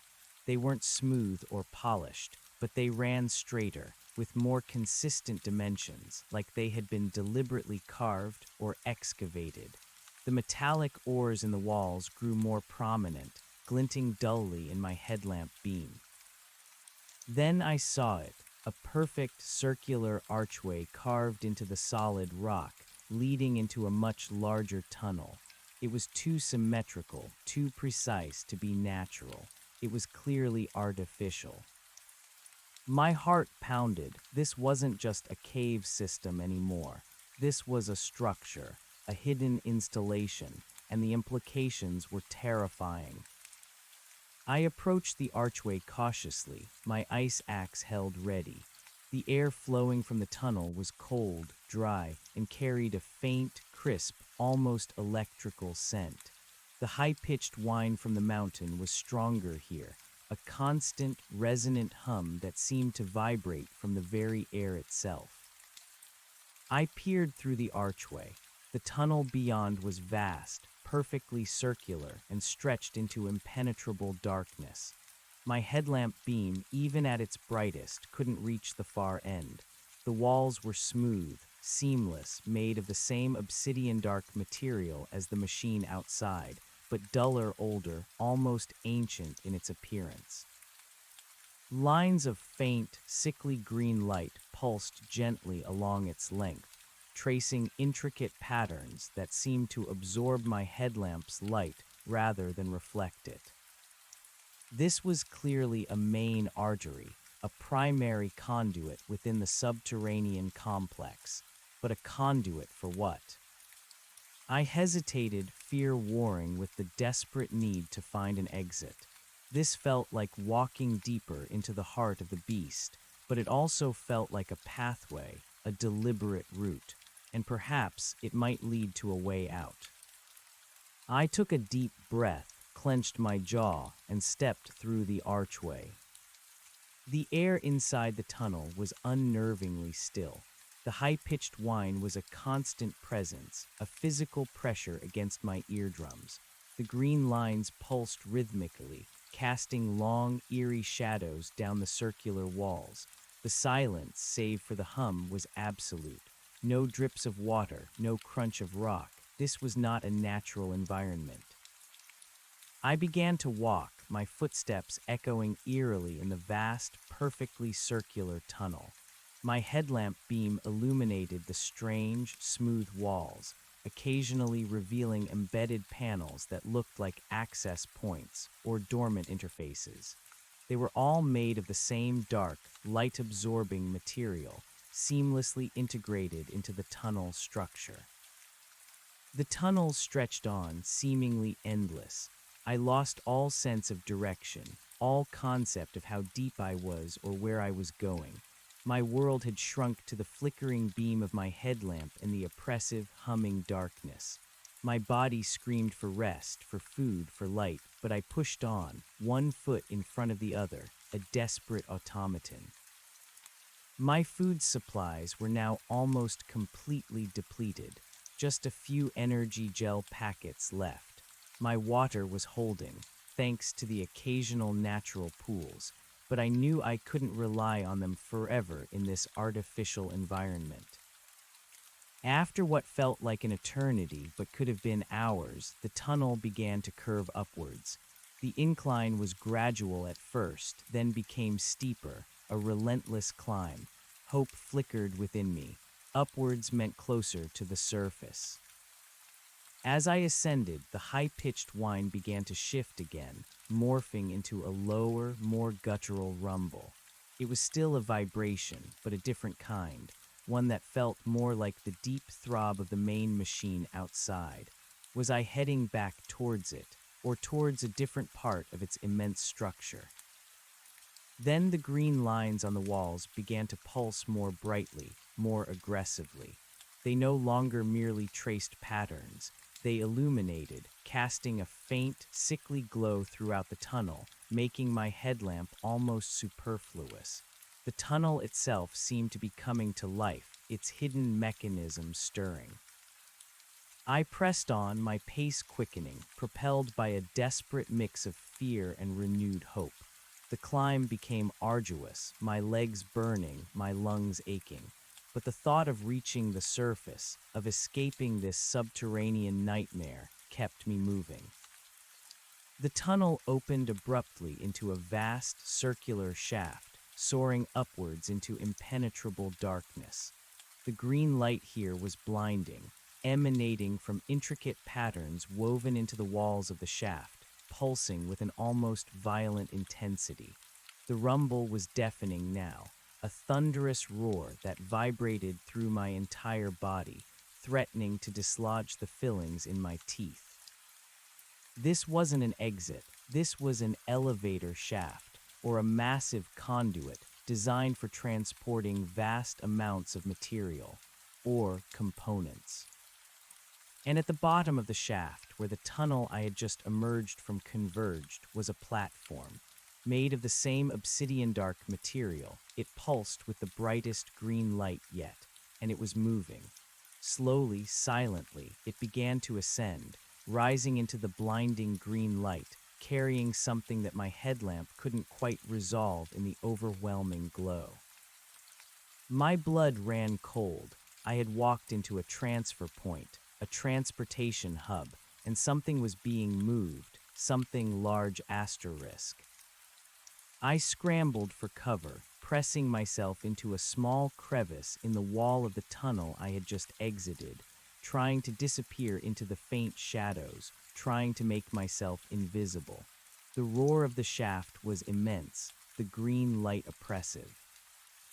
The platform continued its slow, silent ascent, passing me by, rising into the darkness above.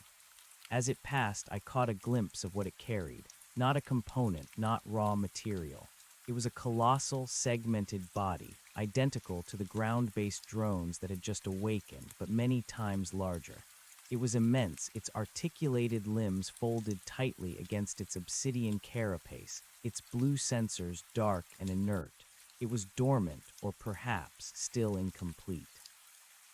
It was a asterisk factory drone asterisk, a mother unit, perhaps, and it was being transported upwards.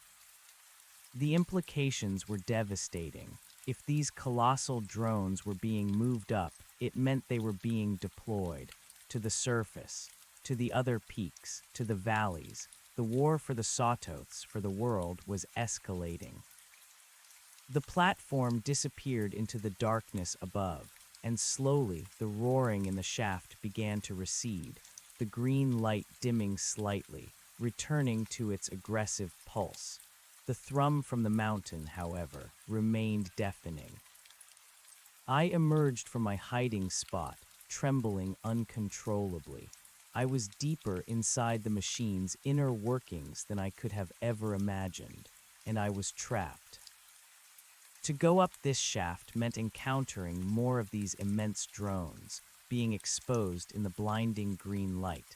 To go back meant facing the awakening army and the molten forge. And to go forward from here, if there even was a forward, was a step into even greater unknown horrors. I was at an impasse. My resources were almost gone. My body was at its breaking point, and the enemy was growing, accelerating its transformation of the world above. I sank to the floor, leaning against the cold, pulsing wall, my mind a maelstrom of despair. I had failed. I was going to die down here, consumed by this ancient, alien horror, a lone witness to the end of the world. Then, through the ringing in my ears, through the deafening thrum of the machine, I heard something else. A faint, almost imperceptible ping asterisk. It came from one of the embedded panels on the tunnel wall, just a few feet from where I sat. A tiny, almost invisible indentation on the obsidian surface. My headlamp beam danced across it. It wasn't glowing, it wasn't pulsating. It was just there, a subtle difference in the texture of the smooth, dark wall. Curiosity, a desperate, illogical spark, nudged me. Was it an interface, a control panel, or just a random anomaly? I reached out a trembling hand, my fingers brushing against the smooth, cold surface. My skin tingled faintly. There was no visible button, no switch, just the faint indentation. I pressed it. Nothing happened, or so I thought. Then, with a soft, almost inaudible asterisk hiss asterisk, a section of the obsidian wall slid silently inwards, revealing a dark, narrow passage I hadn't noticed before. It was completely unlit, seemingly inert, but the air flowing from it was different. It was colder, fresher, carrying a faint scent of pine and damp earth, a scent that was alien to this subterranean complex. My heart leaped, an escape route, a hidden passage, or another trap. I hesitated, my hands still pressed against the now open panel. The sounds from the main shaft, the roar, the pulsing green light, were still overwhelming. But from this newly opened passage, a faint, almost imperceptible draft of fresh air stirred. It was the smell of the world I knew, the world I was desperate to return to.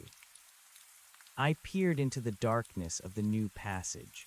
It was narrow, just wide enough for me to squeeze through, and sloped gently upwards. My headlamp beam cut through the gloom, revealing rough, natural rock walls, not the smooth obsidian of the main tunnel. This was different. This wasn't part of their asterisk system. It was a gamble, a terrifying, desperate gamble, but it was my only one. To stay in this illuminated, humming inferno was to invite certain death. To venture into the unknown passage, even if it led to another dead end, was to grasp at a sliver of hope. I took one last look at the vast, greenlit shaft, at the terrifying implications of the colossal drones being deployed. Then I turned and without another thought squeezed through the opening, leaving the throbbing, alien core behind. The wall hissed shut behind me, silently, seamlessly, sealing me once more in absolute darkness, save for my headlamp beam. The deafening roar of the shaft, the oppressive green light, were instantly muted, replaced by a profound, echoing silence, broken only by the drip of water and the frantic pounding of my heart. The air instantly felt cleaner, colder, fresher, carrying that intoxicating scent of pine and earth. I was in a natural cave system again. My headlamp beam illuminated rough-hewn rock, water-worn passages, and the occasional glistening stalactite. This was not the smooth, artificial obsidian of the machine's tunnels. This was pure, untainted granite. Hope, sharp and potent, surged through me. I moved forward, my steps quickening, a renewed sense of purpose fueling my exhausted body. This passage sloped gently upwards, always upwards. I was going in the right direction. I was getting out. The passage continued to twist and turn, but the upward slope was consistent. My water was still holding, but my food was now truly gone, save for a few crumbs at the bottom of my pack. I ignored the hunger, the aching muscles, the bruised body. The promise of fresh air, of the sun on my face, of escape, drove me onward. Hours passed. The climb was relentless, but each upward step felt like a victory. The sounds of the machine, the hum, the thrum, the whine, had completely faded.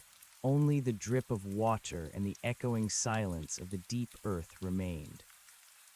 Then I saw it, a faint, almost imperceptible light in the distance.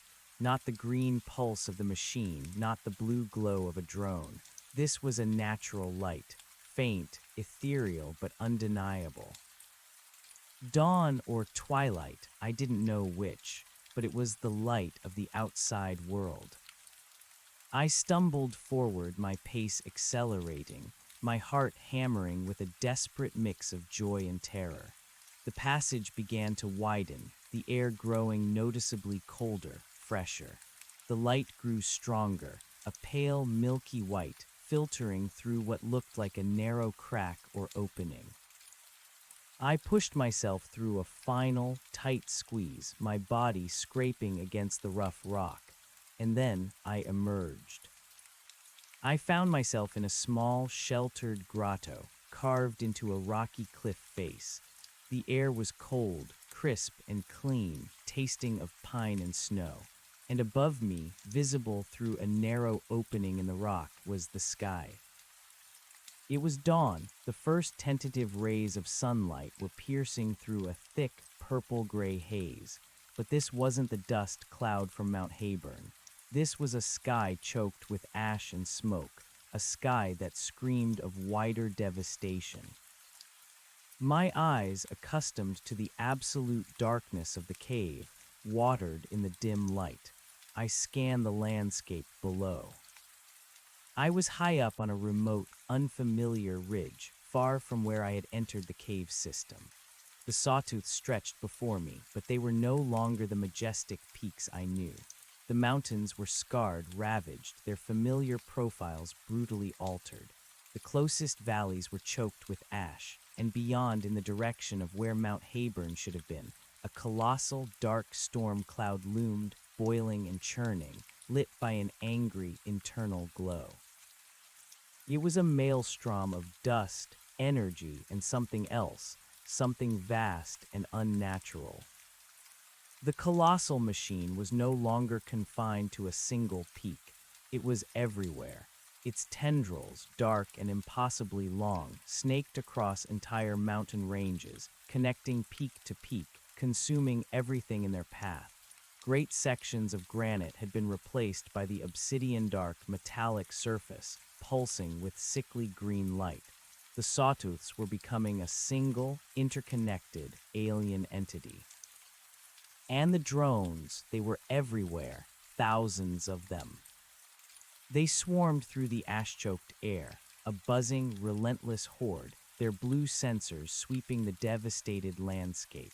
Not just flying drones, but larger, ground-based units like segmented beetles scuttling across the scarred valleys, their blue lights painting the ruined earth.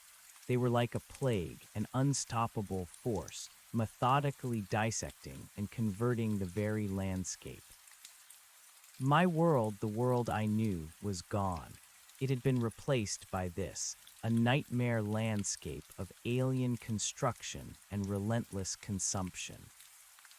I had escaped the immediate threat of the subterranean forge, but I had emerged into an apocalypse. I was still utterly alone, a tiny, insignificant speck in a world transformed beyond recognition. There was no sense of relief, only a profound, suffocating dread. The fight wasn't over. It had only just begun, and I was hopelessly outmatched. I had to move. I had to find a way to communicate, to warn someone. But to whom and how? The nearest road, 2 days away under normal circumstances, seemed like an impossible, unreachable dream now. I took a deep, shuddering breath, the ash-laden air burning my lungs. My ice axe, still clutched in my hand, felt like a pathetic, useless toy. But I was alive, and as long as I was alive, I had to keep fighting. My eyes scanned the desolate horizon, searching for any sign of hope, any path through the unfolding catastrophe. I needed to move fast to avoid detection, to somehow reach civilization, if civilization still existed. I began to descend from the grotto, carefully picking my way down the treacherous, ash-covered slope. The ground was unstable, loose, and every step sent small avalanches of debris rattling down the mountain. The air grew colder, heavy with the metallic tang and the acrid smell of ozone and pulverized rock. The sheer scale of the transformation was overwhelming. Peaks I had climbed countless times were now unrecognizable, their forms distorted, their slopes scarred by titanic rock slides and patches of obsidian-dark material. Valleys that had once been pristine meadows were now choked with dust, crisscrossed by the dark tendrils of the machine. I had to find a way to navigate this alien landscape. My old maps were useless. My old knowledge of the wilderness, my sanctuary, was now a liability. This was a new world, a hostile world, and I was its last, desperate survivor. As I dropped lower, deeper into the valley, I could hear the roar of collapsing mountainsides. the high-pitched whine of distant drones, and the pervasive, low thrum of the colossal machine.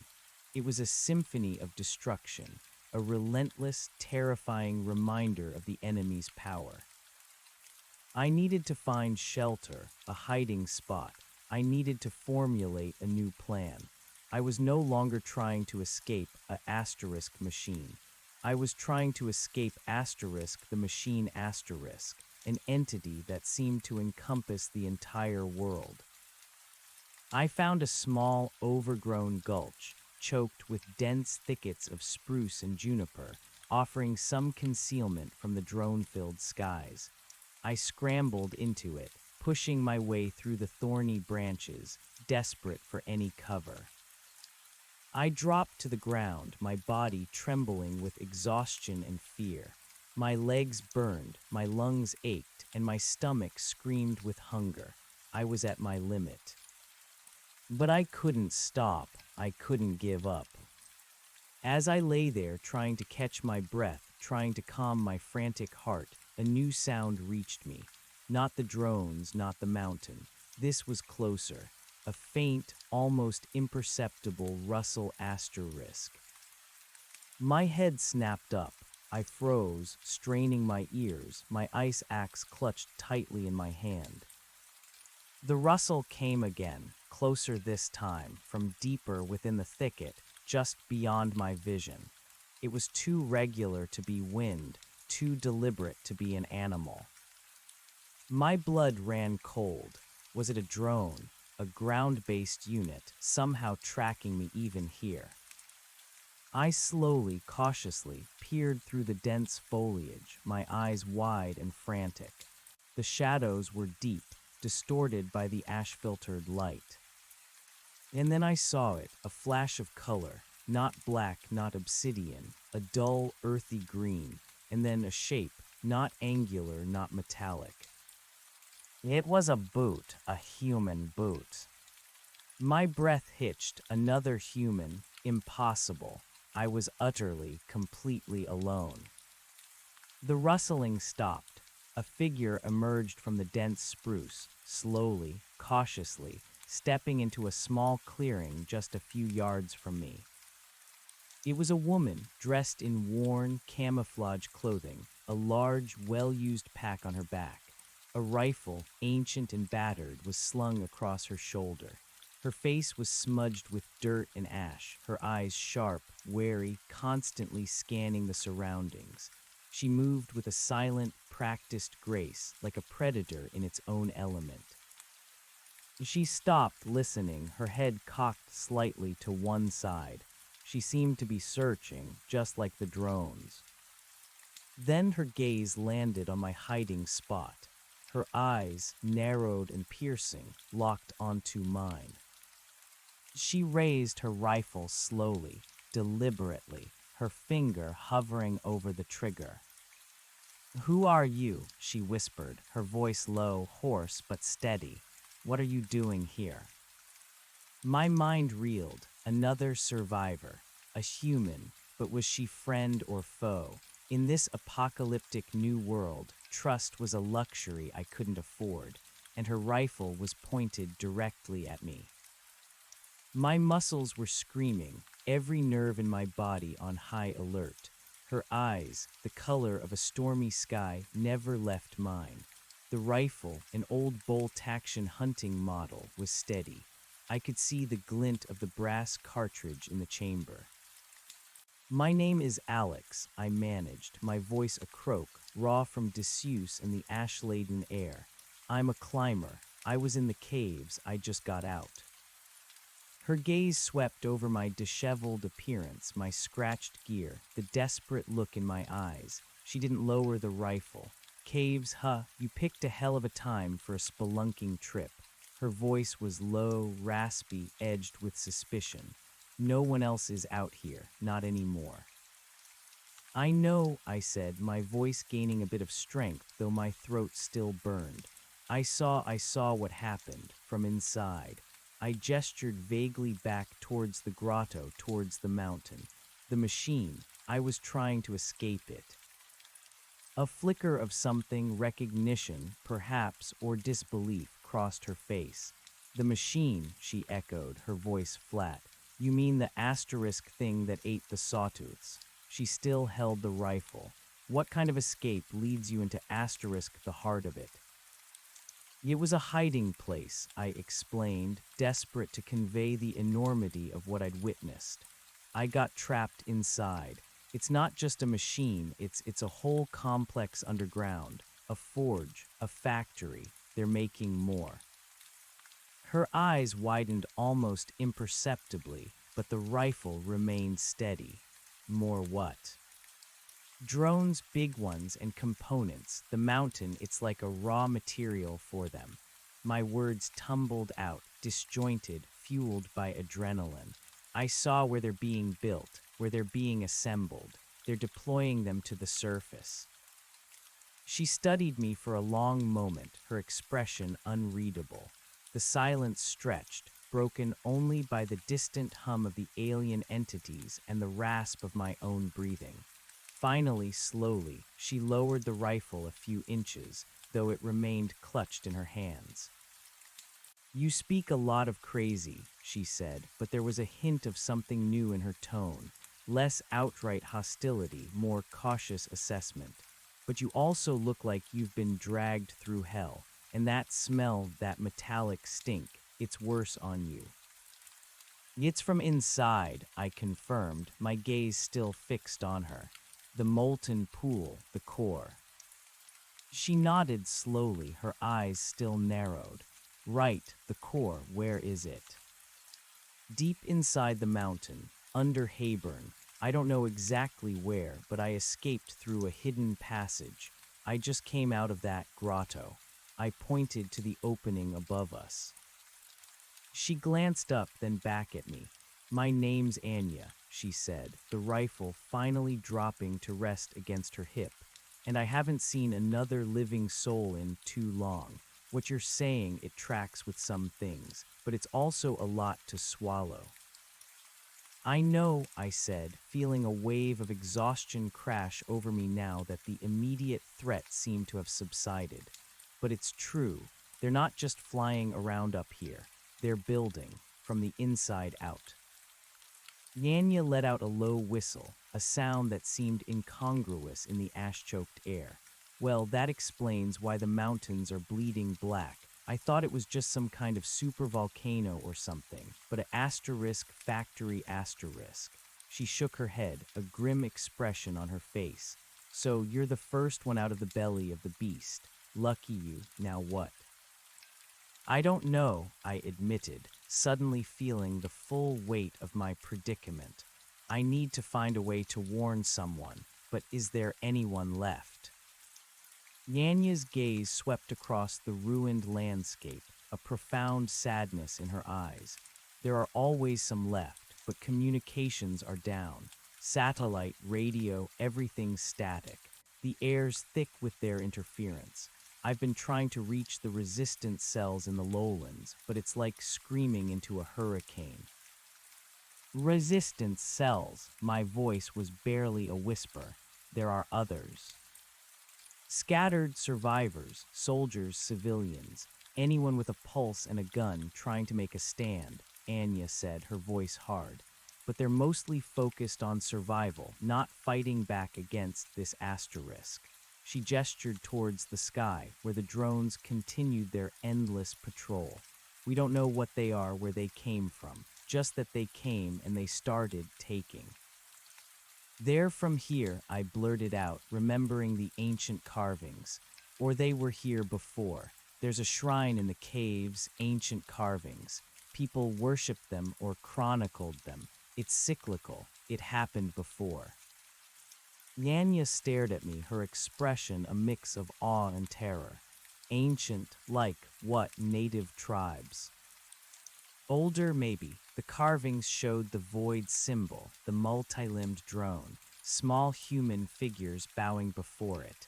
I shivered, the memory chilling me more than the cold air. It felt like a warning.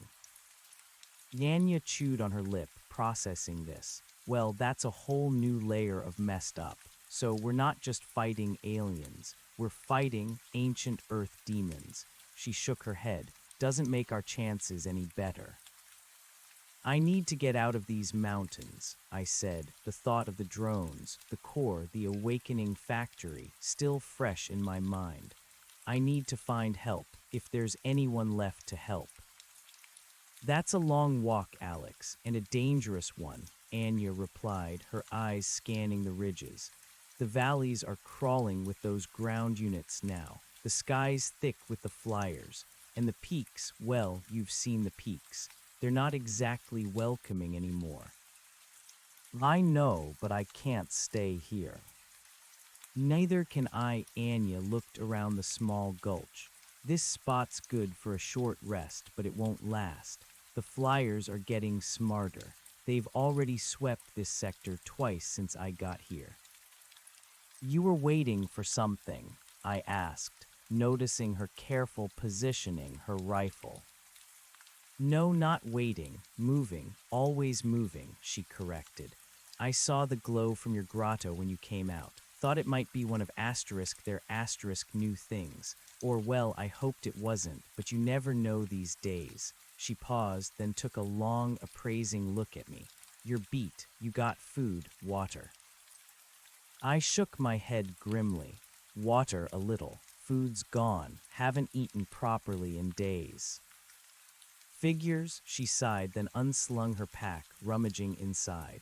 She pulled out a military-issue MRE meal, ready-to-eat packet and a small, well-worn metal canteen. Here, eat. We'll talk. You can tell me everything you saw, and then we figure out what comes next. She tossed the MRE and the canteen to me.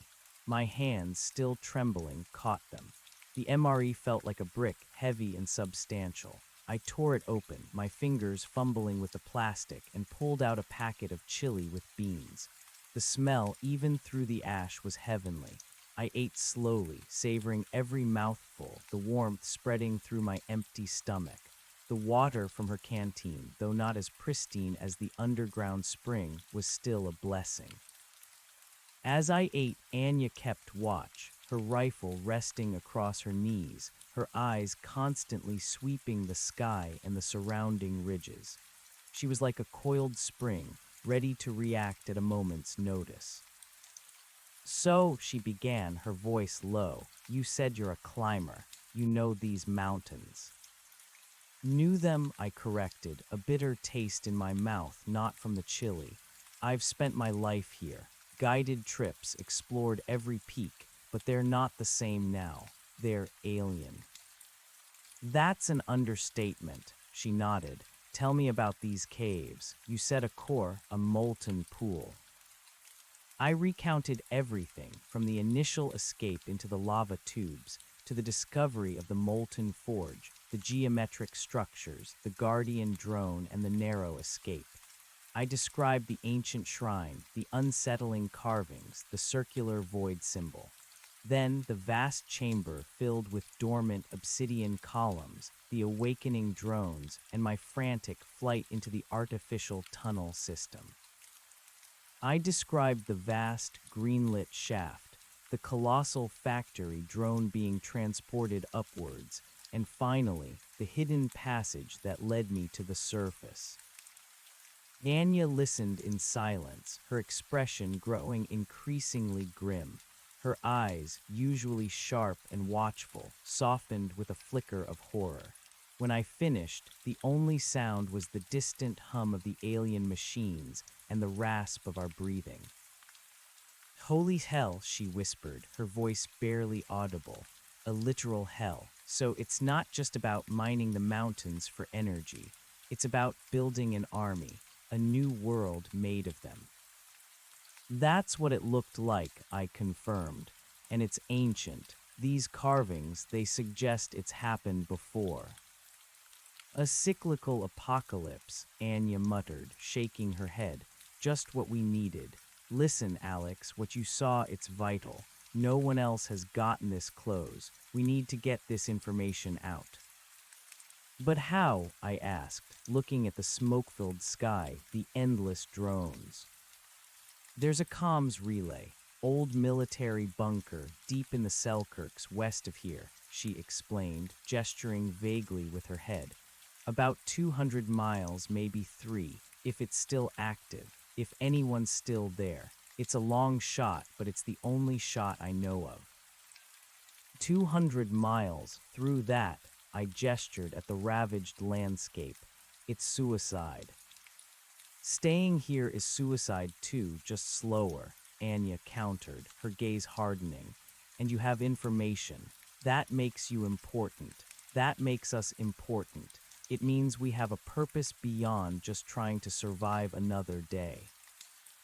She looked at me, a fierce determination in her eyes. I was heading west anyway, trying to link up with a group I know near Priest Lake, if they made it, if they haven't been swallowed like everything else. So we go together, I asked, a flicker of something akin to hope, or at least a desperate companionship, stirring within me. The thought of facing this alone again was unbearable. We go together, Anya confirmed, her voice firm. You're a liability on your own right now, and I could use another pair of eyes, especially eyes that know these mountains, even if they're changed. I'm exhausted, Anya, and my food's gone. I'm not much good in a fight. You got out of their core, Alex. You're tougher than you think, she said, giving me a rare, brief smile. It didn't reach her eyes, but it was there. And I've got a little extra. Enough to get us to the next caching point if it's still there, but we have to move fast.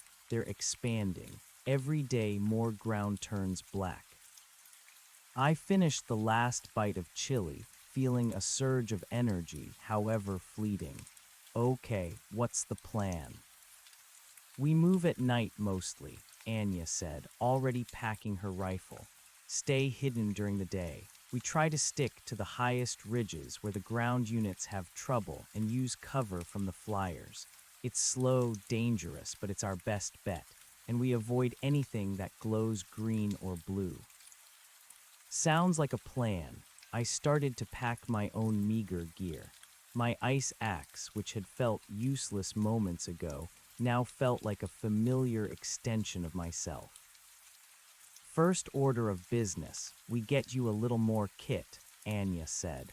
Your headlamp's probably out of juice soon, right? Almost, I confirmed. Only a few hours left on the battery. Figured I've got a couple of spares and a charging unit solar. We might be able to find some sun eventually, but for now we conserve. And you need a knife at least, something other than that fancy pickaxe. She nodded towards my ice axe, useful for climbing, not so much for a close encounter. I nodded, acutely aware of my vulnerability. I'm ready when you are.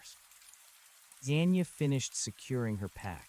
All right, let's not linger. The longer we're here, the higher the chance they find us. She took one last, sweeping look at the ash-choked valley below, at the ominous, churning storm cloud where Mount Hayburn once stood. Welcome to the new world, Alex. Try not to die in it. With that, she turned and with practiced ease began to climb out of the gulch, moving silently and efficiently through the dense spruce. I followed, my body still aching, but my mind sharpened by a renewed sense of purpose. I wasn't alone anymore. That at least was something. We spent the next few hours moving with extreme caution, navigating the treacherous, ash-covered slopes. Anya was an expert at stealth, moving like a shadow through the devastated landscape. She taught me to look for subtle signs, disturbed ash, faint drone tracks, areas where the metallic sheen on the rock was fresher, indicating recent conversion. The air was colder here at higher elevations, but the ash still hung heavy, obscuring the sun, casting everything in a perpetual, sickly twilight. The destruction was even more pervasive than I had initially grasped. Not just the sawtooths, but the distant peaks of the white clouds and even the lemhis seemed to be slowly succumbing. Dark tendrils like colossal veins snaked across the ridgelines, pulsing with that faint green light, slowly consuming the granite, replacing it with the obsidian dark material. The metallic tang in the air was omnipresent, a constant reminder of the alien presence. We found temporary shelter in a small, ice-scoured crevice just before the dim light of day began to truly penetrate the ash clouds. Anya immediately set about camouflaging our hiding spot with loose rocks and spruce branches. "We rest here," she whispered, her voice barely audible over the distant hum. "Stay low. No lights, no fires. Any movement, any glow, they'll see it." I nodded, grateful for the respite. My body was screaming for sleep, but my mind was still racing. Anya handed me a small, foldable solar charger and a spare headlamp battery. "Charge this when the sun's out, if it ever is, and here." She pulled a large hunting knife from a sheath on her belt and offered it to me. "For close quarters, better than nothing." I took the knife, its weight reassuring in my hand. "Thank you, Anya." "Don't thank me yet," she replied, her gaze fixed on the entrance to our crevice. "We've got a long way to go." We hunkered down, huddled against the cold rock. Anya took the first watch, her eyes narrowed, scanning the hazy sky. I tried to sleep, but the images of the molten forge, the awakening drones, and the colossal factory unit kept replaying in my mind.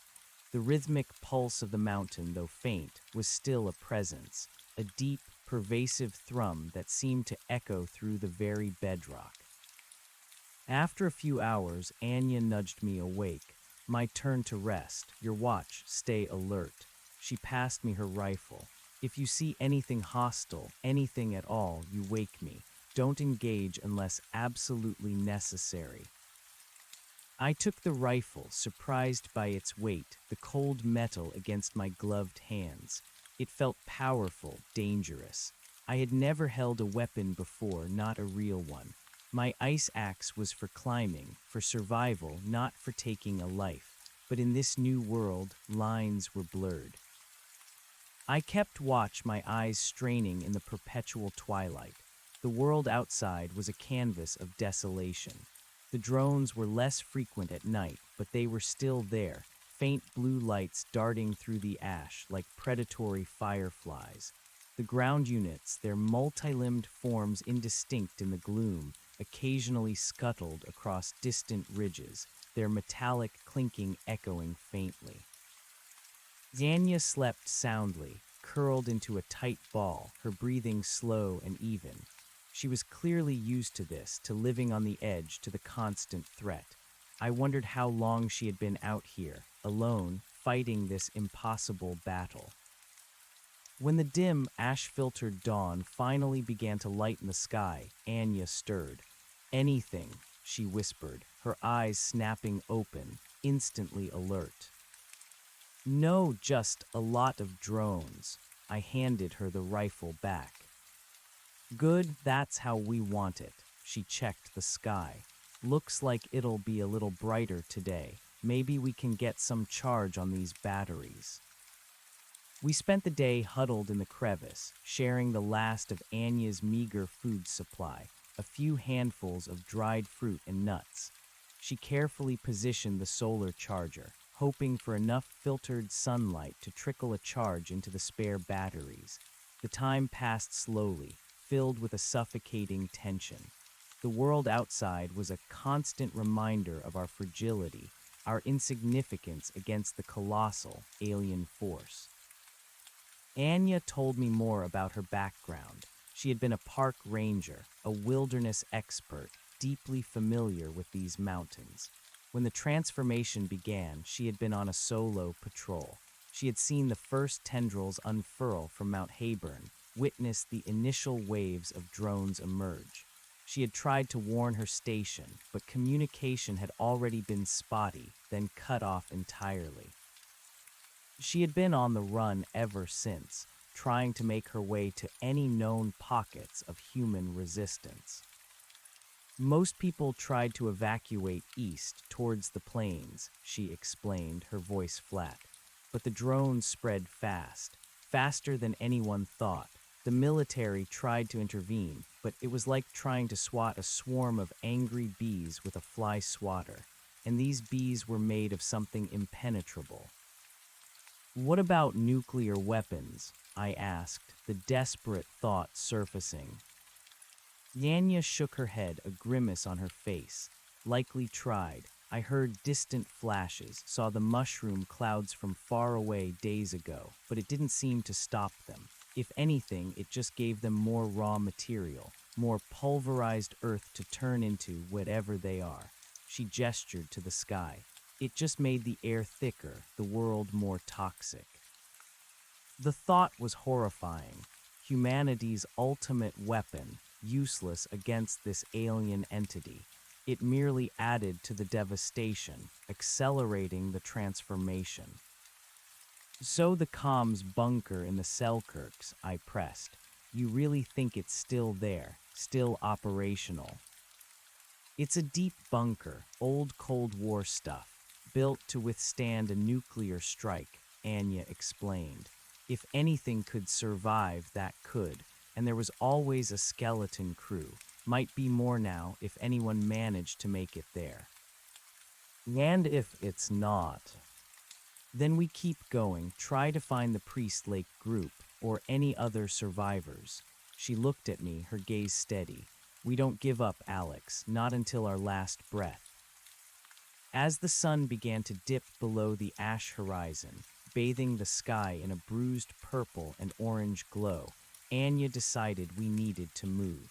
"The drones are still here, but their numbers thin out a little as the light fades. We'll make better time now." We packed up the solar charger, having managed to put a partial charge into one of the spare batteries. Anya handed me a small pouch. "These are stims, emergency use only. Give you a burst of energy, dull the pain. Don't use them unless you absolutely have to." I nodded, tucking the pouch into my pack. The thought of needing them was unsettling, but reassuring at the same time. We began our descent into a broad, ash-filled valley, aiming for a distant, lower ridge.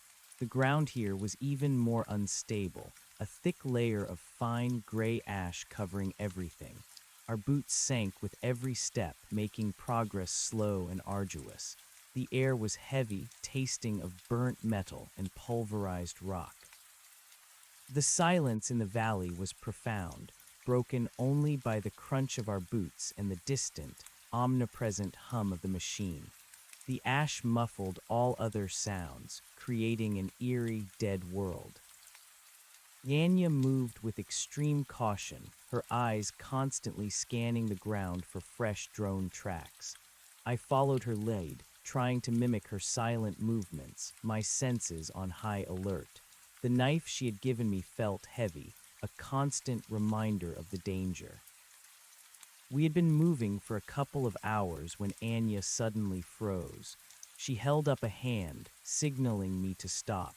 I dropped instantly, pressing myself against the ash-covered slope, my heart hammering against my ribs.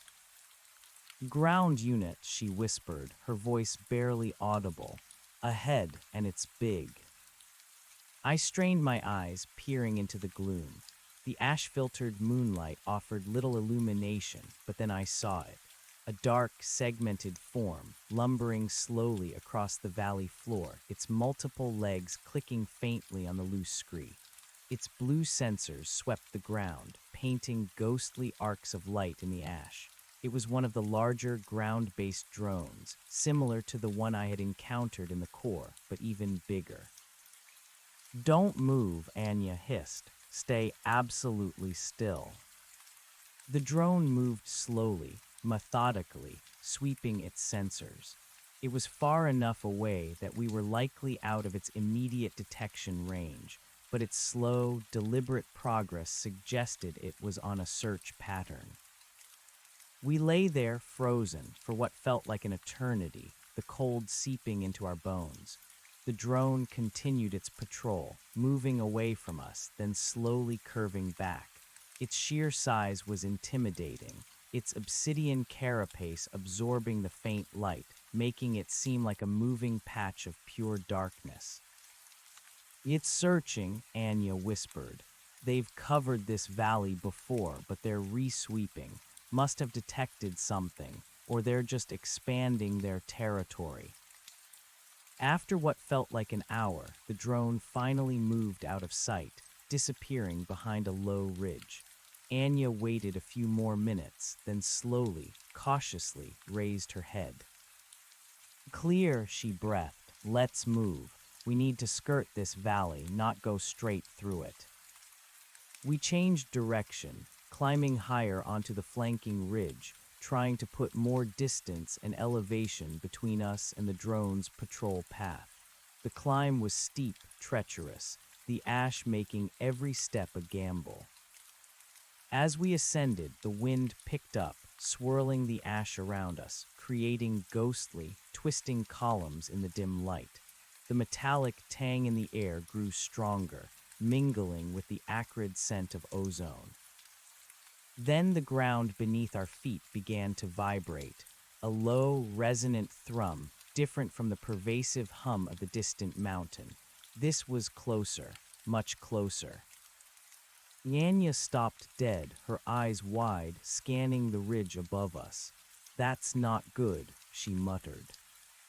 The vibration intensified, becoming a powerful tremor that shook the ground. Dust and small rocks cascaded down the slope around us. And then, from over the crest of the ridge, a terrifying sound erupted. A grinding, tearing roar, like metal on rock, amplified 1,000-fold. "What is that?" I gasped, my voice thin with fear. "Something big," Anya said, her face grim. "Something really, really big." Suddenly, the ash-choked air above the ridge began to glow. A violent, pulsating green light pierced the gloom, casting grotesque shadows across the valley. The roar intensified, deafening, guttural. And then, over the crest of the ridge, it appeared. It wasn't a drone. It was a section of the colossal machine itself. An immense, segmented tendril, easily 20 meters thick, made of the same obsidian material, pulsed with an aggressive green light. It was slowly, inexorably, pulling itself over the ridgeline, grinding through solid rock, tearing apart the mountain with unimaginable force. Its surface was covered in intricate, shifting patterns of green light, and from its underside, hundreds of smaller, multi-limbed ground drones were being deployed, dropping silently to the ash-covered ground, their blue sensors immediately sweeping the terrain. "Oh my God," I whispered, utterly transfixed by the terrifying sight. This was what I had seen in the core, what I had witnessed being assembled. These were the colossal components, now fully active, fully deployed. "It's a reclamation unit," Anya breathed, her voice filled with despair. "They're extending the network, taking a new mountain." The tendril continued its relentless march, its vast bulk creating tremors that made it impossible to stand upright. The noise was unbearable, a symphony of destruction. The newly deployed ground drones, hundreds of them, began to fan out, scuttling across the newly claimed territory, their blue lights painting the devastation. One of the smaller ground drones, its blue sensors sweeping low, paused. Its lights converged, then locked onto our position. "They see us," I yelled over the roar, pulling Anya back. "Run!" Anya screamed, grabbing my arm. "Back down the slope now." We scrambled down the ash-covered incline, sliding, stumbling, the ground shaking violently around us. The roar of the reclamation unit was deafening, its green light casting long, dancing shadows of our fleeing figures. Behind us, the metallic clinking of the ground drones intensified, a growing chorus of pursuit. Their blue sensors, now numerous, were like a constellation of predatory eyes, sweeping down the slope, converging on our position. "We need cover," Anya yelled, her voice strained. "The gulch, back to the gulch." We raced towards the dense thicket where we had first met, our only hope for concealment. The ash kicked up around us, blinding, choking.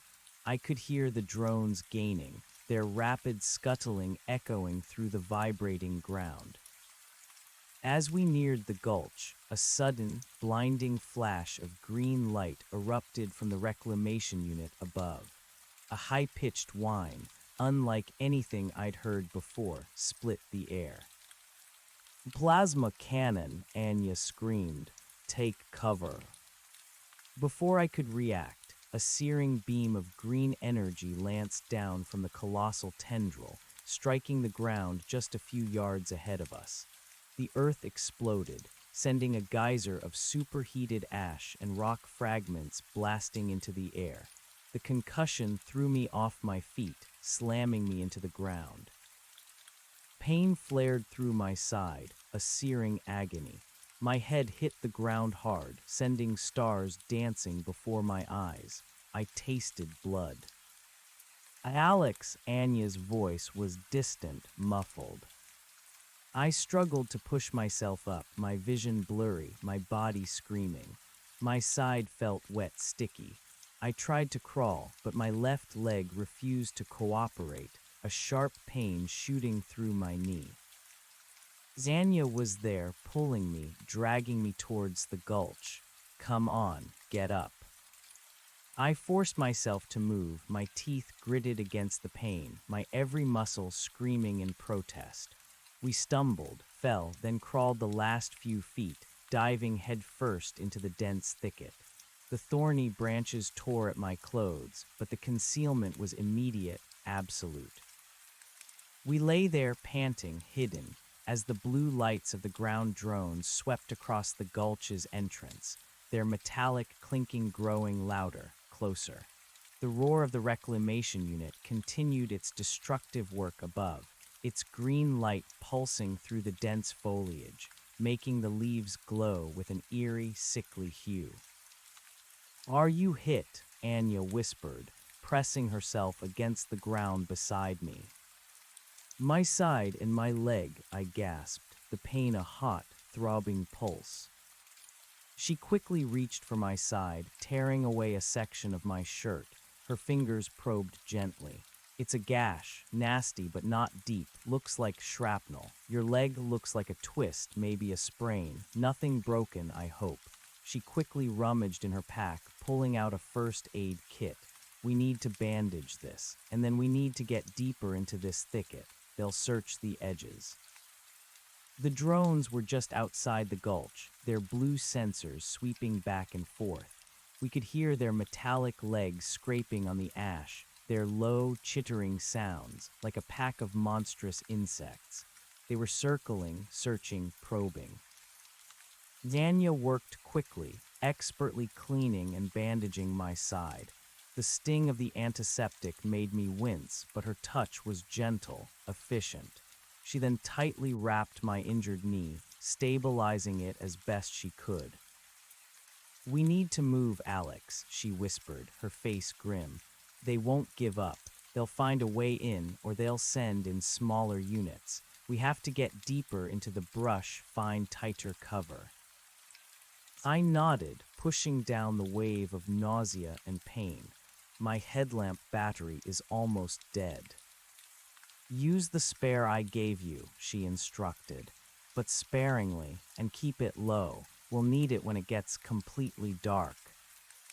We began to crawl deeper into the dense thicket, pushing through thorny branches, thick roots, and low-hanging boughs. The pain in my leg was intense, but the fear of the drones kept me moving. We went deeper, further, until the branches closed over us completely, creating a tunnel of darkness. The metallic clinking of the drones slowly receded, though the roar of the reclamation unit above remained a constant, terrifying presence. We had found temporary refuge, but we were trapped injured and utterly exposed. We rested or tried to for what felt like hours, hidden in the oppressive darkness of the thicket. My legs throbbed relentlessly, and my side ached with a dull, persistent pain. Anya kept watch, her rifle at the ready, listening intently to every sound, every rustle. "They'll send in their smaller units now," she whispered at one point. "The insectoids, they can get through anything." The thought sent a fresh wave of terror through me. I had escaped the larger ground drones, but the smaller ones, the ones that could squeeze through tight passages, were even more terrifying in this close-quarters environment. Just as the last vestiges of ash-filtered light began to fade, plunging the thicket into absolute darkness, Anya stiffened. "Listen," she breathed. A faint, almost imperceptible skittering sound, closer than the larger ground units, coming from deeper within the thicket, not from the edges. My blood ran cold. The insectoids. "They're inside," I whispered, my heart pounding. "Stay hidden," Anya instructed, her voice low and steady. "Don't move a muscle." We held our breath, listening to the chilling sound. The skittering grew louder, closer, accompanied by faint, high-pitched chirps. It sounded like multiple units, moving with unnatural speed and agility through the dense undergrowth. Then, from just a few yards ahead, a pair of tiny, pinprick blue lights emerged from the darkness. They swept through the foliage, relentless searching.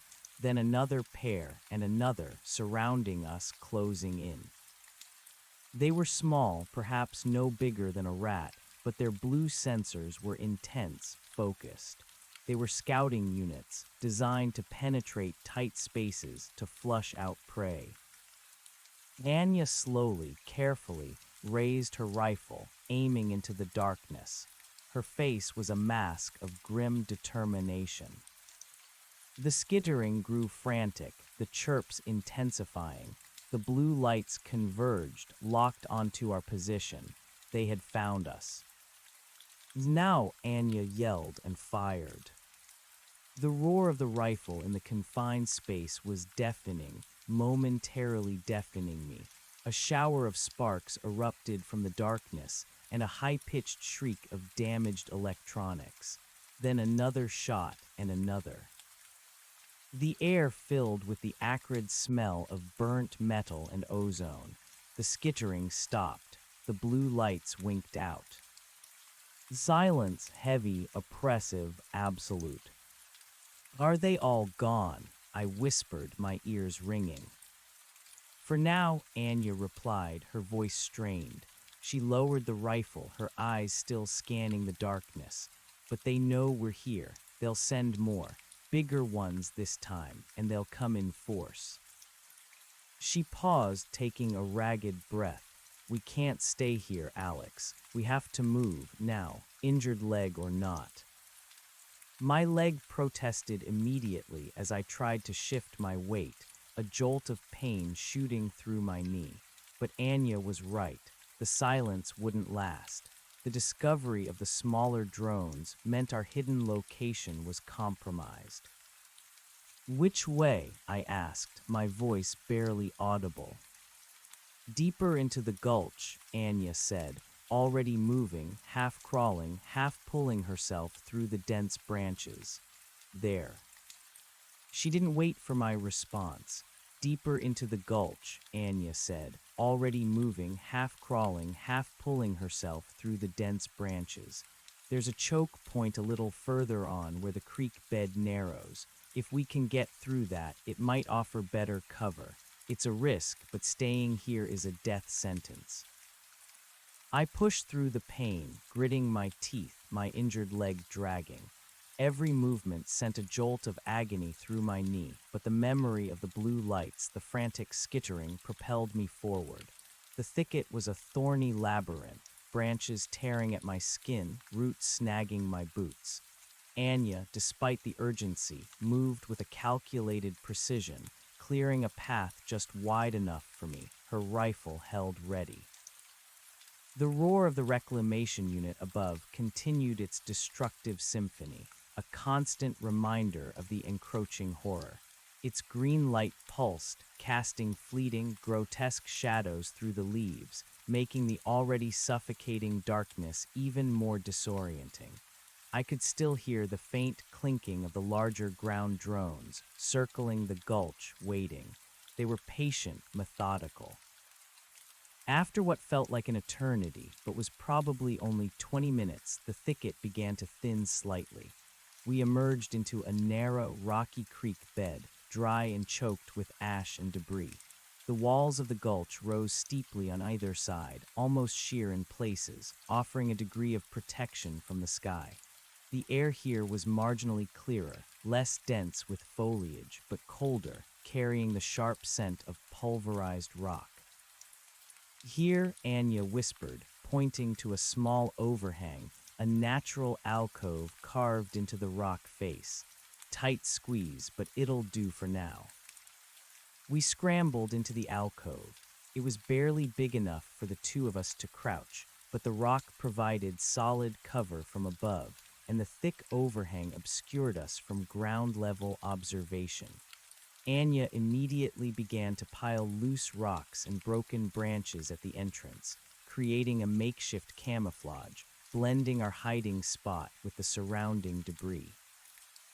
I collapsed against the cold rock, my breath coming in ragged gasps, my entire body trembling. The throbbing in my leg was relentless, a dull ache that resonated with every beat of my heart. My side burned, a constant, searing reminder of the shrapnel wound. Anya finished her work, then settled beside me, her rifle across her lap. She took a long, slow breath, listening. The distant roar of the reclamation unit was still present, but here, deeper in the gulch, it was muffled, a low growl rather than a thunderous blast. The immediate threat of the ground drones seemed to have receded, at least for the moment. "We bought ourselves a little time," she whispered, her voice hoarse. "But not much. They'll pinpoint this location eventually. And that reclamation unit, it's moving fast. They're extending their reach. We need a new plan, a better one." "My leg," I gasped, the words catching in my throat. "It's bad, Anya. I don't know how much further I can go." She pulled out her small headlamp, switching it on a low, red setting. The dim crimson light illuminated her face, stark and grim. Her eyes were fixed on my injured leg, then on my side. The gash is superficial, but the knee, it looks swollen. Probably a torn ligament or severe sprain. We can't let it get worse. She rummaged in her pack, pulling out a small roll-up splint and a roll of medical tape. "This will stabilize it. It won't make it better, but it'll keep it from getting worse when you walk. You'll still be slow, but you'll be able to move." She worked with efficient, practiced movements, carefully positioning the splint along the side of my leg, then wrapping it tightly with the medical tape. The process was agonizing, but I gritted my teeth, focusing on her steady hands, on the grim determination in her eyes. When she was done, my leg felt stiff, immobilized, but the sharp, stabbing pain had receded into a more manageable, if persistent, throb. "That's the best I can do out here," she said, cutting the tape with her knife.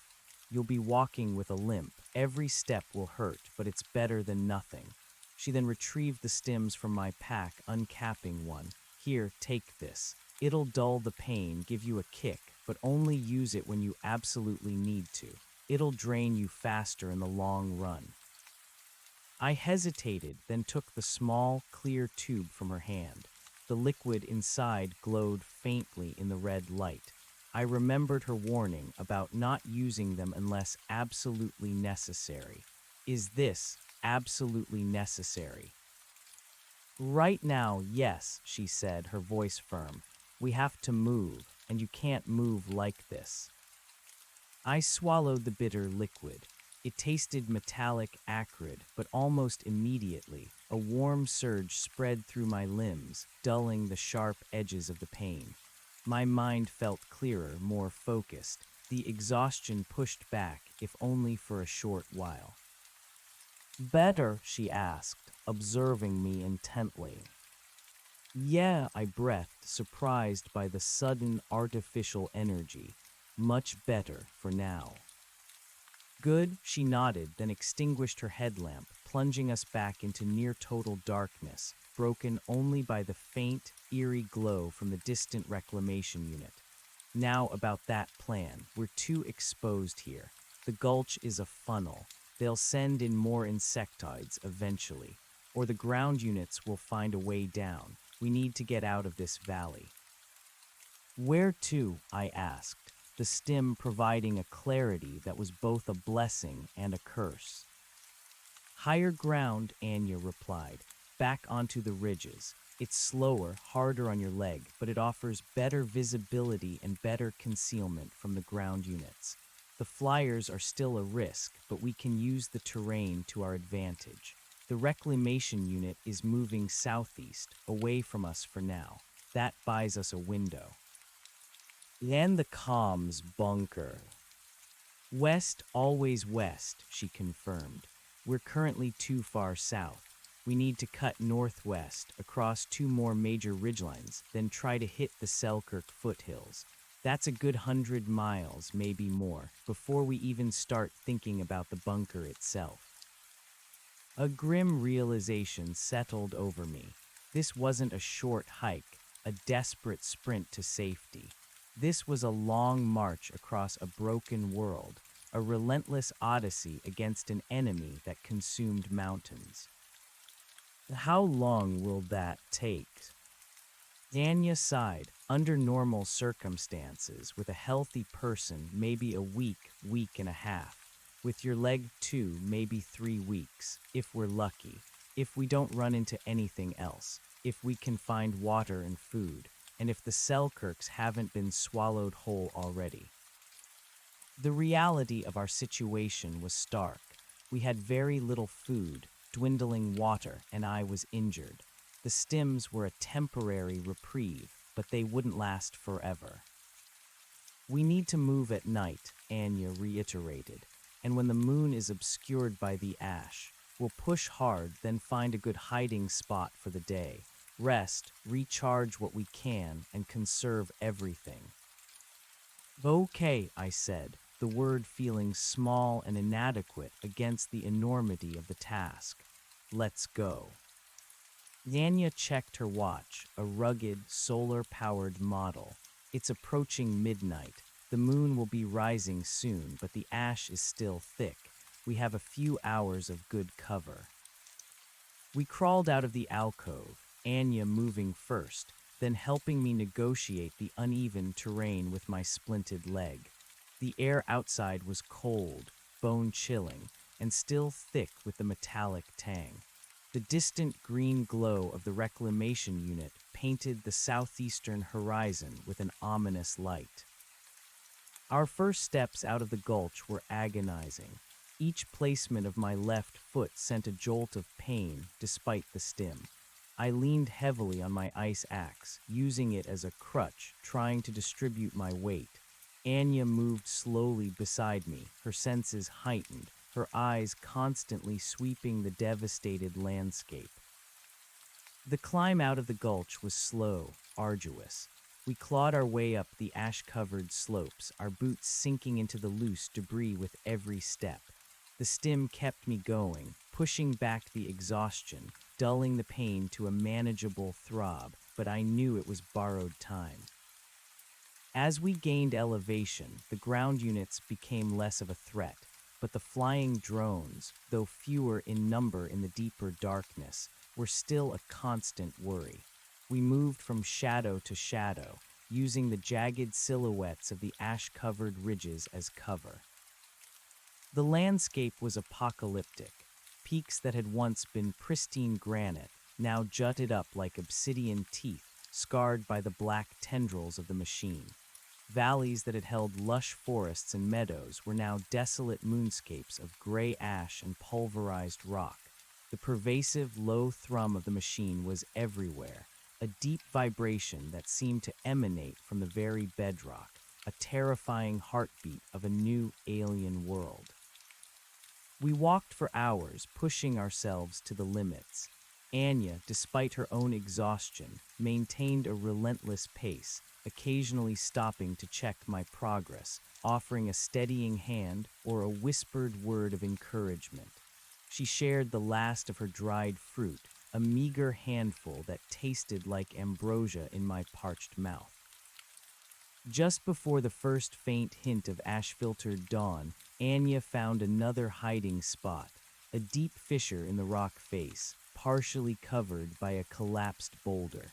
It was cramped but secure, offering protection from both the sky and potential ground patrols. "We rest here," she whispered, her voice rough with fatigue. "Stay silent. Don't move unless you have to." I collapsed, my body screaming in protest, the stim beginning to wear off, leaving me feeling even more drained than before. My leg throbbed, my side ached, and a crushing wave of exhaustion threatened to pull me under. Anya took first watch, her rifle propped against the rock, her gaze fixed on the narrow opening of our hiding spot. The pale, milky light of the ash-choked dawn began to filter into the fissure, casting a ghostly glow. We could hear the distant whine of flying drones, more frequent now, patrolling the awakening landscape. The day passed in a blur of semi-sleep, constant vigilance, and rationing. Anya managed to find a small patch of clear sky through a gap in the ash clouds, just enough for her solar charger to trickle a bit of power into the spare headlamp batteries. We ate the last of her nuts, a bitter reminder of our dwindling supplies. "We'll need to find food soon," I murmured, my stomach aching. "And water. My canteen's almost empty." "I know," Anya replied, her eyes scanning the desolate peaks. "There's an old trapper's cabin, maybe a day or two's walk west if it's still standing. There might be some supplies cached there. It's a risk, but it could be our best chance." The idea of another human habitation, however old and dilapidated, stirred a faint spark of hope within me. A cabin, will it be safe? Anya shrugged. "Nothing's truly safe out here anymore, Alex, but it's secluded, deep in a valley that used to be pretty remote. If anything's been left alone, it would be a place like that." As twilight approached, casting the world in a bruised purple, we prepared to move again.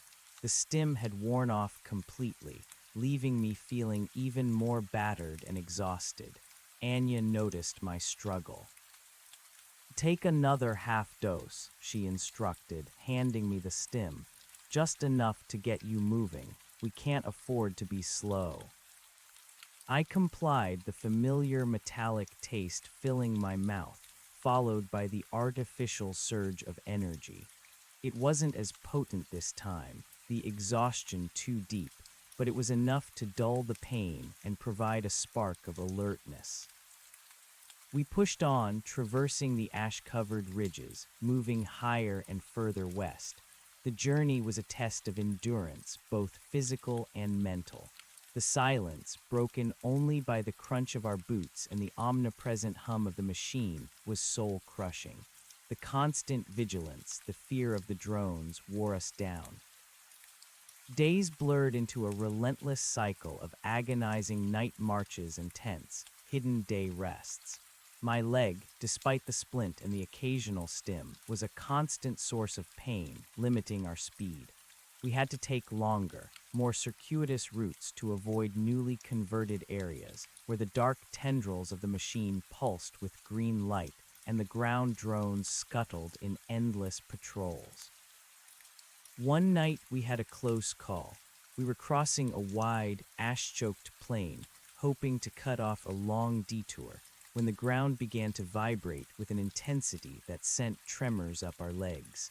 Anya immediately pulled me down behind a small, eroded rock outcrop. "What is it?" I whispered, my heart hammering. "Massive ground unit," she breathed, her voice tight. "Or multiple. Get low, stay still." The vibrations grew stronger, building into a deafening roar. Then, through the ash-filtered darkness, we saw them. A procession of colossal ground drones, easily 30 meters long, lumbering across the plain, their multiple segmented legs kicking up plumes of ash. They moved in a perfectly synchronized line, like an ancient mechanized leviathan, their blue sensors sweeping wide arcs.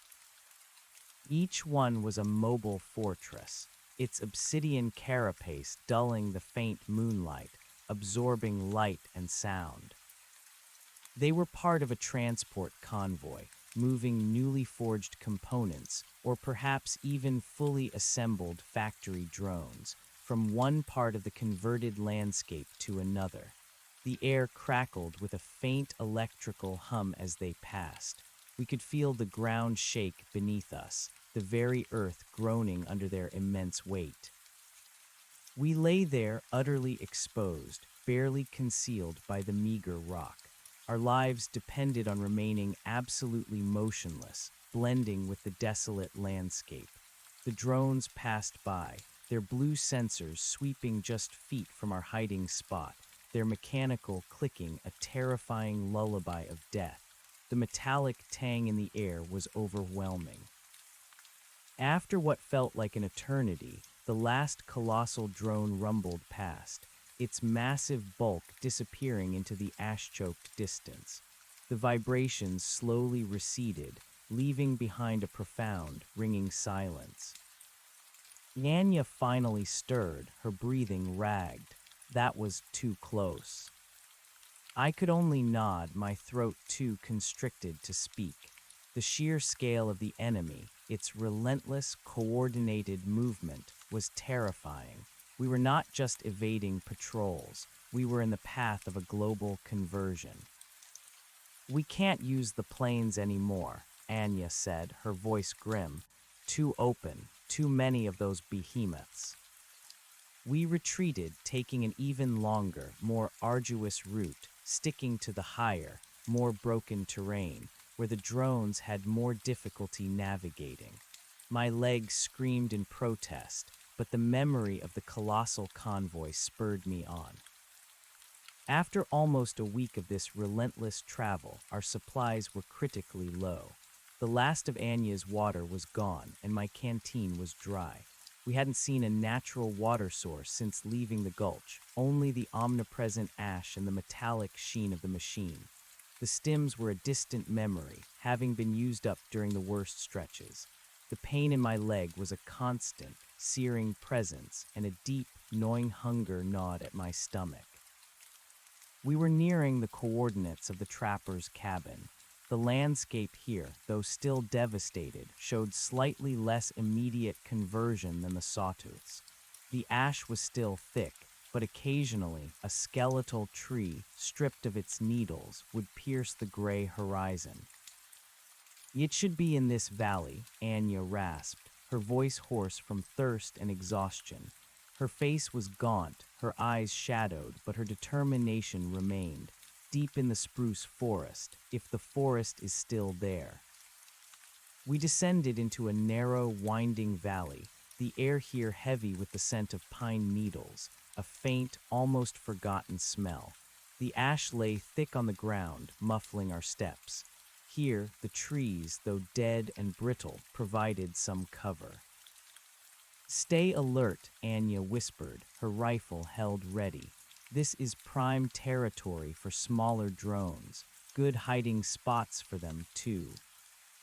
We moved through the skeletal forest, our eyes straining in the perpetual twilight. The silence was unnerving, broken only by the rustle of our clothing and the distant, ever-present hum. The cabin, if it still existed, was our only hope for sustenance, for a momentary reprieve. Then we saw it, through the ghostly silhouettes of the dead spruce, a small, dark shape. a wooden structure half buried in ash, its roof partially collapsed, but undeniably a cabin. A faint, almost imperceptible tremor of hope ran through me. There, Anya breathed, pointing with her rifle. Looks like it's still standing. We approached with extreme caution, every shadow a potential threat. The cabin was a single-room structure built of rough-hewn logs. Its single window was boarded up, but the door, though battered, was still latched. There were no immediate signs of drone activity, no metallic sheen, no blue lights. "Looks clear," Anya whispered, motioning me to wait. She moved to the door, her rifle raised, and cautiously pushed it open. It creaked inward, revealing a small, dark interior, choked with ash and dust. The smell of old wood, of damp earth, and a faint, musty odor filled the air. It was the scent of a human habitation, however ancient and abandoned. A wave of relief, potent and overwhelming, washed over me. "Come on," Anya said, stepping inside, her headlamp beam cutting through the gloom. I followed, limping heavily, leaning on my ice axe. The cabin was sparse: a rickety table, 2 overturned chairs, a small wood stove, and a single cot. Everything was covered in a thick layer of ash. "Looks like it's been untouched for a long time," Anya observed, sweeping her beam around the room. "No fresh tracks, no signs of them." We began to search. Anya went for the cupboards and shelves, while I, with my limited mobility, carefully checked under the cot and around the stove. The initial search yielded nothing but empty tins, rusted tools, and mouse droppings. Despair began to creep back in. "Empty," I said, my voice hollow. "Nothing." "Hold on," Anya muttered, her beam focused on a loose floorboard near the stove. She knelt, prying it up with the tip of her knife. Dust and debris scattered. Underneath, in a small, concealed compartment, was a metal box. My heart leaped. "What is it?" Anya carefully lifted the box. It was heavy, sealed with a thick layer of wax.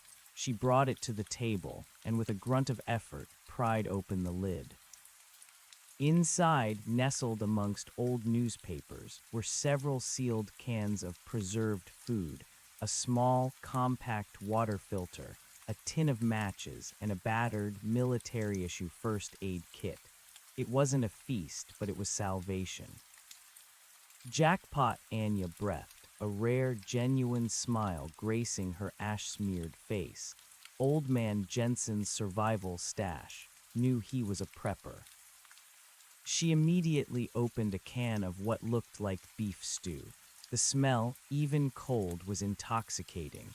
She then poured some collected rainwater, caught in a tarp outside, through the filter. The water, clear and clean, was like nectar. We ate slowly, savoring every mouthful, the silent appreciation for the simple act of eating, of drinking clean water, filling the small cabin. The food, though bland, was a lifeline, bringing a surge of much-needed energy to my exhausted body. Anya, ever vigilant, ate with her rifle across her lap, her eyes constantly darting towards the door and window.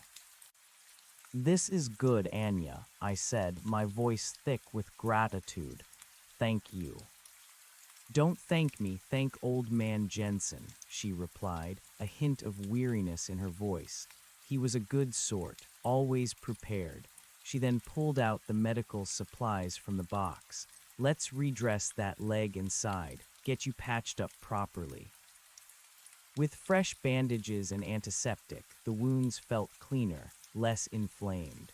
The splint on my leg was still necessary, but the fresh care brought a measure of comfort. We used the old cot for a few hours of desperately needed, if fitful, sleep, taking turns on watch. The deep silence of the cabin, undisturbed by the constant hum of the machine, was a profound relief. When we emerged from the cabin the next morning, the ash-choked sky seemed a little lighter. a pale, milky white filtering through the perpetual gloom. We refilled our water bottles from the rainwater tarp and packed the remaining cans of food along with the water filter. It wasn't much, but it was enough to sustain us for a few more days. We need to put some serious distance behind us today, Anya said, looking at the sky. This relative calm won't last. They'll find this place eventually. They find everything.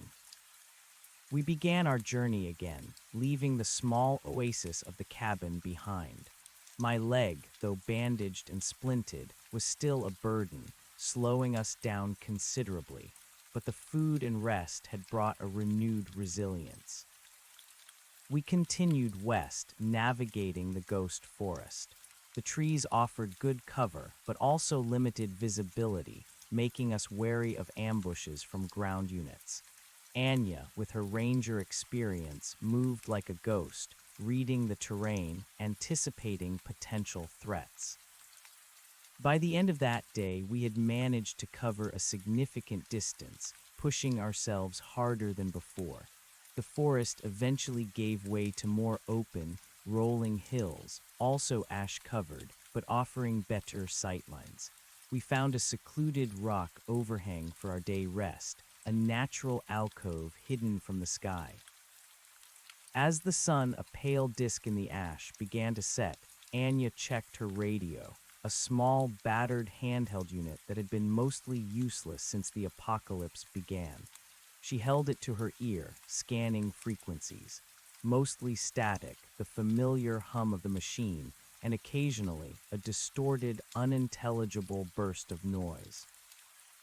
"Anything?" I asked, my voice low. She shook her head, a grimace on her face. "Still nothing, just their interference. They've saturated the airwaves." She paused, then listened intently. "Wait, is that?" A faint, almost imperceptible ping broke through the static, a rhythmic, repeating pulse. It was faint, barely audible, but distinctly different from the pervasive hum. Anya's eyes widened. She adjusted the frequency, meticulously fine-tuning the dial. The ping grew stronger, clearer. "It's a locator beacon," she whispered, her voice filled with a desperate hope. "An old military frequency, very faint, but it's there." "Where is it coming from?" I asked, a surge of adrenaline pushing through my exhaustion. Yanya held the radio up, trying to get a bearing. West, still west, and north a bit, towards the Selkirks, could be the bunker, or another pocket of resistance. It's too weak to tell for sure, but it's definitely directional. The signal was faint, intermittent, but it was there. A beacon in the darkness, a whisper of connection in a world of silence. It was proof that we weren't entirely alone, that humanity, however fragmented, still existed, still fought. "We follow it," I said, my voice firm, renewed purpose coursing through me. Zanya nodded, a fierce determination in her eyes. "We follow it. It's our only way to the bunker, to warn them." We set off, guided by the faint, rhythmic ping from Anya's radio. The signal was weak, but it was enough to give us a direction, a focus beyond mere survival. The landscape slowly began to change as we moved further west. The immediate devastation of the sawtooths was behind us, replaced by a more insidious, spreading transformation. Patches of obsidian-dark material appeared on the hillsides, like a creeping disease, slowly consuming the natural rock. The air still carried the metallic tang, but it was less overpowering here. Our progress was still slow, hampered by my injured leg and the need for extreme caution. The ping on the radio was a constant source of hope, but also a constant reminder of how far we still had to go. One night, as we were skirting a long, forested valley, the ping suddenly cut out. The radio returned to a cacophony of static and the omnipresent hum of the machine. Yanya stopped dead, her face a mask of dread. No, no, no, no. She frantically adjusted the dial, sweeping through frequencies, but the beacon was gone. It's gone. What happened? We stood there in the chilling silence, the sudden loss of the signal, a devastating blow. The only sound was the metallic whisper of the wind through the dead trees and the thrum of the machine. Maybe it's just interference, I offered, trying to be optimistic, but a cold knot of fear had already formed in my stomach. No, this isn't interference, Anya said, her voice tight with despair. It's gone, completely. The signal just vanished. Either the source was destroyed or they finally found it. The implications were dire. If the beacon, whatever its source, had been silenced, it meant the enemy was still active, still expanding, still eliminating any pockets of resistance. And if it was the bunker, our last hope, then what was left? Nyanya slumped against a skeletal tree, her face buried in her hands. For the first time, I saw the true extent of her despair, the crushing weight of hopelessness that she usually kept so well hidden.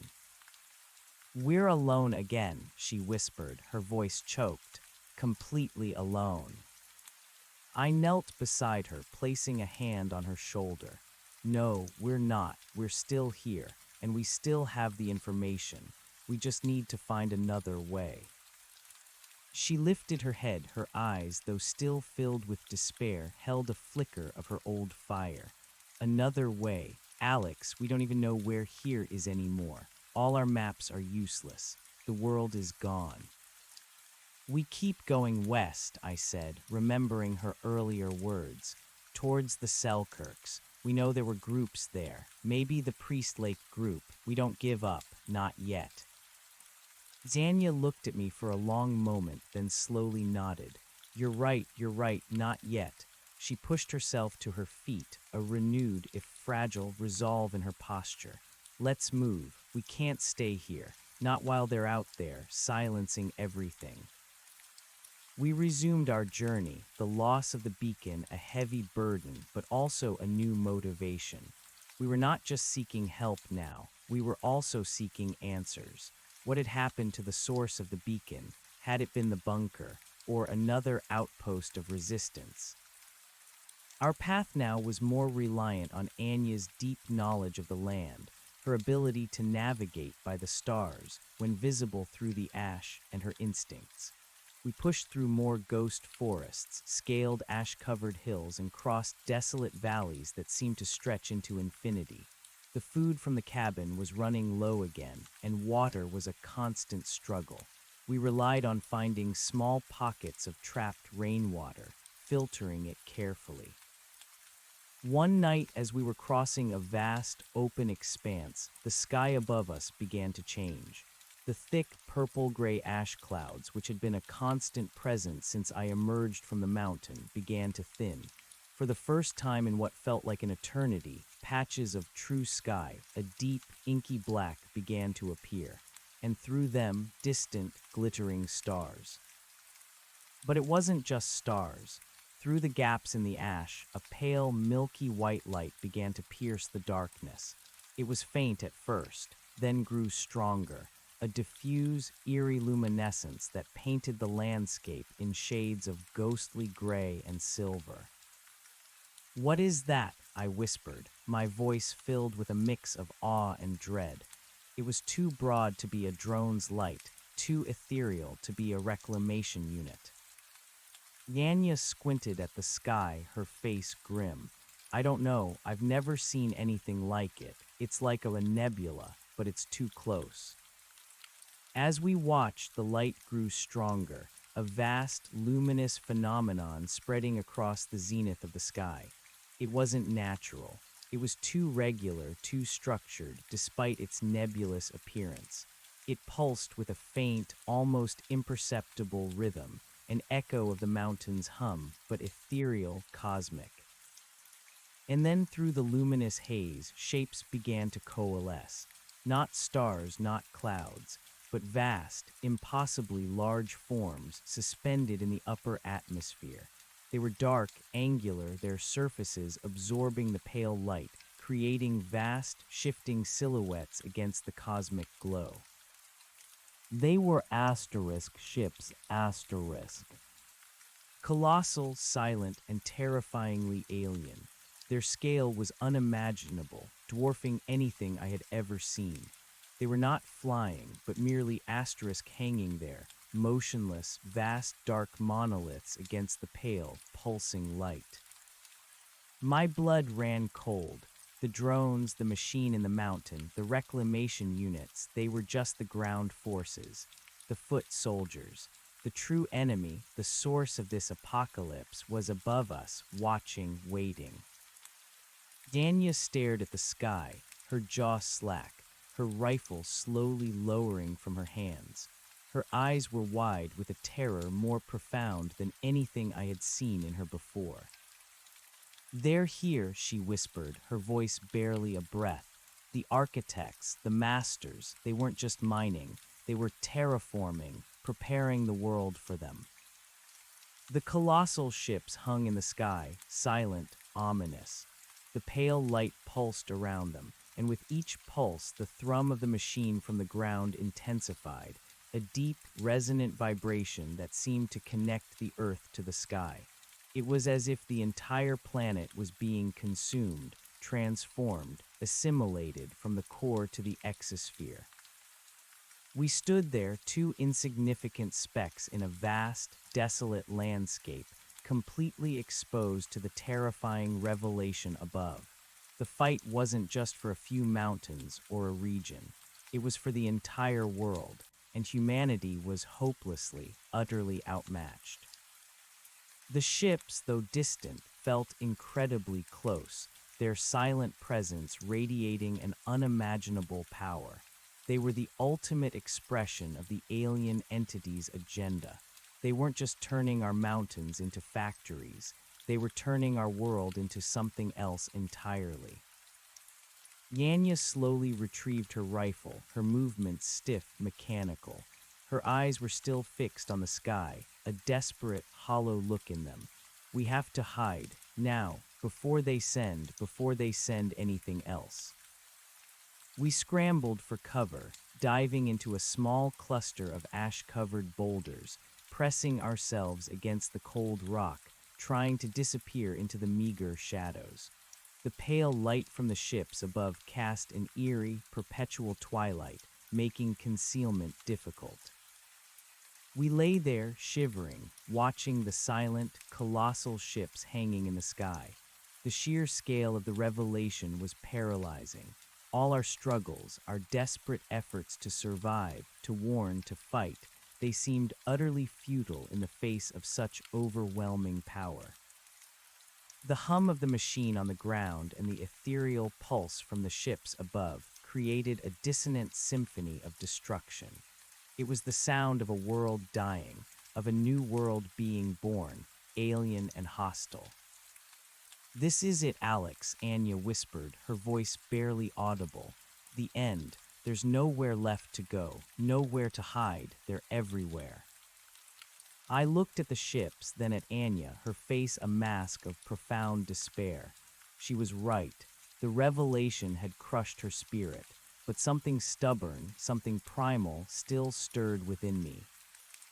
"No," I said, my voice shaky but firm. "Not the end. Not yet. We still have to try. We still have to tell someone, anyone." Yanya slowly turned her head, her eyes meeting mine in the pale light. "Tell who, Alex? The whole world is under their thumb. The military tried. The bombs didn't stop them. What hope do two exhausted, injured humans have against that?" She gestured towards the sky, towards the colossal ships. "Hope," I said, the word feeling fragile but true. "And information. We know what they are. We know they're from here, from underground. We know they're building. If there's anyone left, anywhere, they need to know. We can't just give up." Yanya stared at me, her expression unreadable. The silence stretched, filled only by the ominous hum and the beating of our frantic hearts. Then slowly, a flicker of something, not hope perhaps, but a grim, renewed resolve, entered her eyes. "You're an idiot, Alex," she muttered, a faint, almost imperceptible hint of her old fire returning. "A stubborn, infuriating idiot, but you're right, we keep going, until we can't." She pushed herself up, her gaze once again sweeping the landscape, then the sky. The ships, they're not moving, not yet, and then Anya's eyes narrowed. "They're just hanging there, not moving. Not yet, we have a small window. If we can get into that next ridge, there's a deep canyon system. It might offer better concealment from above." We pushed ourselves up, the terror lending us a grim, desperate strength. Every shadow seemed to stretch and shift in the pale, alien light from above. The colossal ships, silent and unmoving, dominated the sky, an omnipresent, terrifying reminder of our insignificance. The world felt like it was holding its breath, waiting for their next move. Our progress was excruciatingly slow. My legs screamed in protest with every step, the pain a raw, searing presence that the lost stims could no longer dull. Anya, despite her renewed resolve, moved with a heavy weariness, her eyes constantly sweeping the sky, then the ground, searching for threats, searching for hope. The air, though still thick with ash, was now permeated by a faint, almost imperceptible hum that seemed to emanate directly from the colossal vessels above, a high-frequency thrumming that resonated deep within my bones. It was different from the pervasive thrum of the ground-based machine. This was more ethereal, more cosmic. We finally reached the edge of the next ridge, a series of jagged, ash-covered peaks that led down into a winding, narrow canyon. The walls of the canyon were steep, carved out of ancient rock, offering a promise of real concealment. As we descended, the light from the ships above dimmed, filtered by the canyon walls. It was still there, a ghostly luminescence, but the immediate, oppressive feeling of being watched lessened slightly. "This is better," Anya whispered, her voice rough. "Much better. We can move faster here, too, less exposure." The canyon floor was a labyrinth of loose scree and collapsed boulders, but it offered a winding path, a natural tunnel through the hostile landscape. We moved with renewed urgency, the memory of the ships burning in our minds. The silence in the canyon was profound, broken only by the scuff of our boots and the distant, muffled thrum from the sky. After a few hours of relentless, painful trekking, the canyon opened up slightly, revealing a narrow tributary gorge that snaked off to the northwest. Anya stopped, her eyes fixed on something in the distance. "Look," she breathed, pointing. Through a gap in the canyon walls, far off on the horizon, a faint, almost imperceptible glow pulsed. It was green, like the reclamation units, but softer, more diffuse, and seemed to emanate from a specific point rather than spread across a vast area. "Another one?" I asked, dread creeping into my voice. Xania shook her head slowly. "No, not like the last one. That's a containment field, or some kind of energy barrier. It's too regular, too localized for a reclamation unit, and the color is different, more vibrant." The green glow pulsed rhythmically, a faint heartbeat in the desolate distance.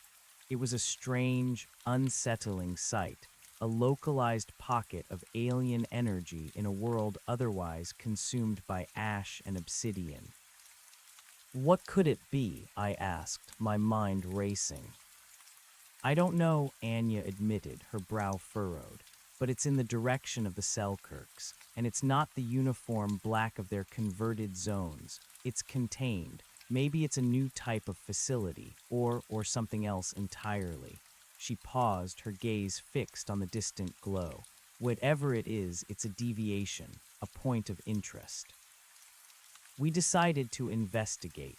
The The faint green pulse became our new guide, a distant, enigmatic beacon in the unending gray. The terrain grew more challenging as we moved further into the tributary gorge, the walls closing in, the path becoming steeper and more treacherous. My leg was a constant source of agony, but the mystery of the green pulse, combined with the renewed fear of the silent ships above, spurred me on. Days bled into nights, a blur of aching muscles, parched throats, and grim determination. We rationed our last few cans of food, making them last as long as possible. Water was still our biggest struggle, forcing us to take desperate measures, filtering any trace of moisture we could find from trapped pockets in the rocks. As we drew closer to the source of the green light, the landscape began to show subtle changes. The ash, though still prevalent, seemed to lie slightly thinner here, revealing patches of natural earth. Skeletal trees, still standing, were less common, replaced by stark, exposed rock formations. And the omnipresent hum, both from the ground and the ships above, intensified, feeling heavier, more oppressive. Then we noticed something else. Small, almost invisible traces of human activity. Not drone tracks, but faint, old boot prints in patches of lighter ash. Faded marks on rocks, almost certainly trail markers from a bygone era. "Someone's been here," Anya whispered, her voice filled with a mixture of hope and trepidation. "Humans, not too long ago." A fresh surge of adrenaline coursed through me. Could it be the Priest Lake group, or another pocket of survivors? The idea that we weren't completely alone, that there might still be others fighting, was a powerful motivator. The green pulse was now much stronger, illuminating the narrow canyon ahead with an eerie glow. It pulsed with a steady, deep rhythm, like a giant, alien heart. The air itself began to feel charged, a faint crackle of static electricity tingling on my skin. We approached the source of the light with extreme caution, Anya's rifle raised, her senses on high alert. The canyon opened into a wide, bowl-shaped amphitheater, ringed by sheer rock faces, and in the center of the amphitheater stood the source of the green light. It wasn't a facility, not in the way I understood it. It was a massive, intricate structure, made of the same obsidian material as the drones, but unlike anything I had seen before. It rose perhaps 20 stories high, a tapering spire of interlocking segments, pulsing with a vibrant, aggressive green light that seemed to be contained within its very structure. It hummed with immense power, a deep, resonant vibration that made the ground tremble slightly. But it wasn't just the structure that arrested our attention. Around its base, surrounding it in a wide, irregular circle, were dozens of human figures. They weren't moving. They were standing perfectly still, like statues, their faces turned towards the glowing spire. Their clothes were tattered, their skin coated in ash, but they were unmistakably human. And then I saw the glowing green lines etched into their skin, trailing from their necks, down their arms, and into their chests. Their eyes, though open, were milky white, devoid of life, but reflecting the green light of the spire. They were connected to the structure somehow. Faint green tendrils, almost invisible, seemed to extend from the spire, intertwining with these glowing lines on their bodies. My blood ran cold. What are they? Yanya stared, her face a mask of horror. They're alive, Alex, but they're not asterisk them. They're being used, assimilated. Her voice was a terrified whisper. They're drawing power, or they're being controlled. They're like batteries or conduits. The implications were horrifying. The machine wasn't just consuming the earth, it was consuming people. As we watched, transfixed, a faint, high-pitched asterisk whirring asterisk sound began to emanate from the spire. The green light intensified, pulsing faster, more aggressively. and then from the top of the spire, a concentrated beam of green energy shot upwards, piercing the ash-choked sky, a blinding emerald lance reaching for the colossal ships above. The beam connected with one of the vast, dark monoliths, and for a moment the ship pulsed with the same vibrant green light, absorbing the energy from below. It was a direct link, a massive power conduit between the ground and the sky. "They're charging them," Anya gasped, her eyes wide with a terrible realization. "The ships, they're not just waiting, they're powering up, and those people, they're the source." A wave of nausea washed over me. This was beyond anything I had imagined. The sheer depravity of it, using living beings as power cells. Just then, a small, multi-limbed ground drone, one of the smaller scouting models, scuttled out from behind a stack of boulders near the edge of the amphitheater. Its blue sensors swept the area, then paused, converging on our position. "They see us," I yelled, pulling Anya back. "Run," she screamed, "back into the gorge, now." We scrambling back into the narrow tributary gorge. The horrifying image of the human conduits burned into my mind. The whirring of the spire intensified behind us, a chilling symphony of alien power. The ground drone, its blue lights like predatory eyes, scuttled rapidly after us, its metallic legs clicking on the loose scree. Xania fired her rifle, a sharp crack echoing through the canyon. Sparks flew from the drone, and it tumbled, emitting a high-pitched shriek before falling silent, but we knew it wouldn't be long before more came. "We can't stay near that thing," Anya gasped, dragging me deeper into the gorge. "It's too dangerous, and those people, we can't help them." Her voice was filled with a desperate anguish. We ran, limping and stumbling, fueled by terror and the sickening knowledge of what was happening back in the amphitheater. The green glow of the spire faded behind us, replaced by the oppressive, ash-filtered twilight. We continued our retreat for what felt like hours, pushing ourselves to the absolute limit. My leg throbbed relentlessly, a constant, fiery agony. Anya, too, was reaching her breaking point, her movements becoming more sluggish, her breathing ragged.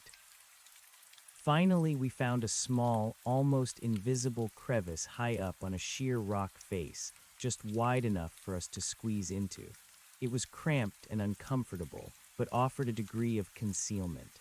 We collapsed inside, panting, our bodies trembling with exhaustion and fear. "We can't go towards the Selkirks if that's what's waiting for us there," I whispered, the images of the human conduits still vivid in my mind. Dania shook her head, her face grim in the faint light filtering into our crevice. "No, that wasn't the comms bunker. That was something else, something far worse, but it means they're active everywhere. And they're not just converting the land, they're converting everything, including us." "So what do we do?" She sighed, a long, ragged sound. "We keep moving. We try to find a way around that abomination. We still need to reach the Selkirks. There might be other outposts, other groups. We have to believe there are." The next few days were a blur of agonizing travel. We skirted wide around the valley of the Green Spire, taking a much longer, more arduous route, sticking to the highest, most broken terrain, trying to avoid any further encounters with the horrors of the machine.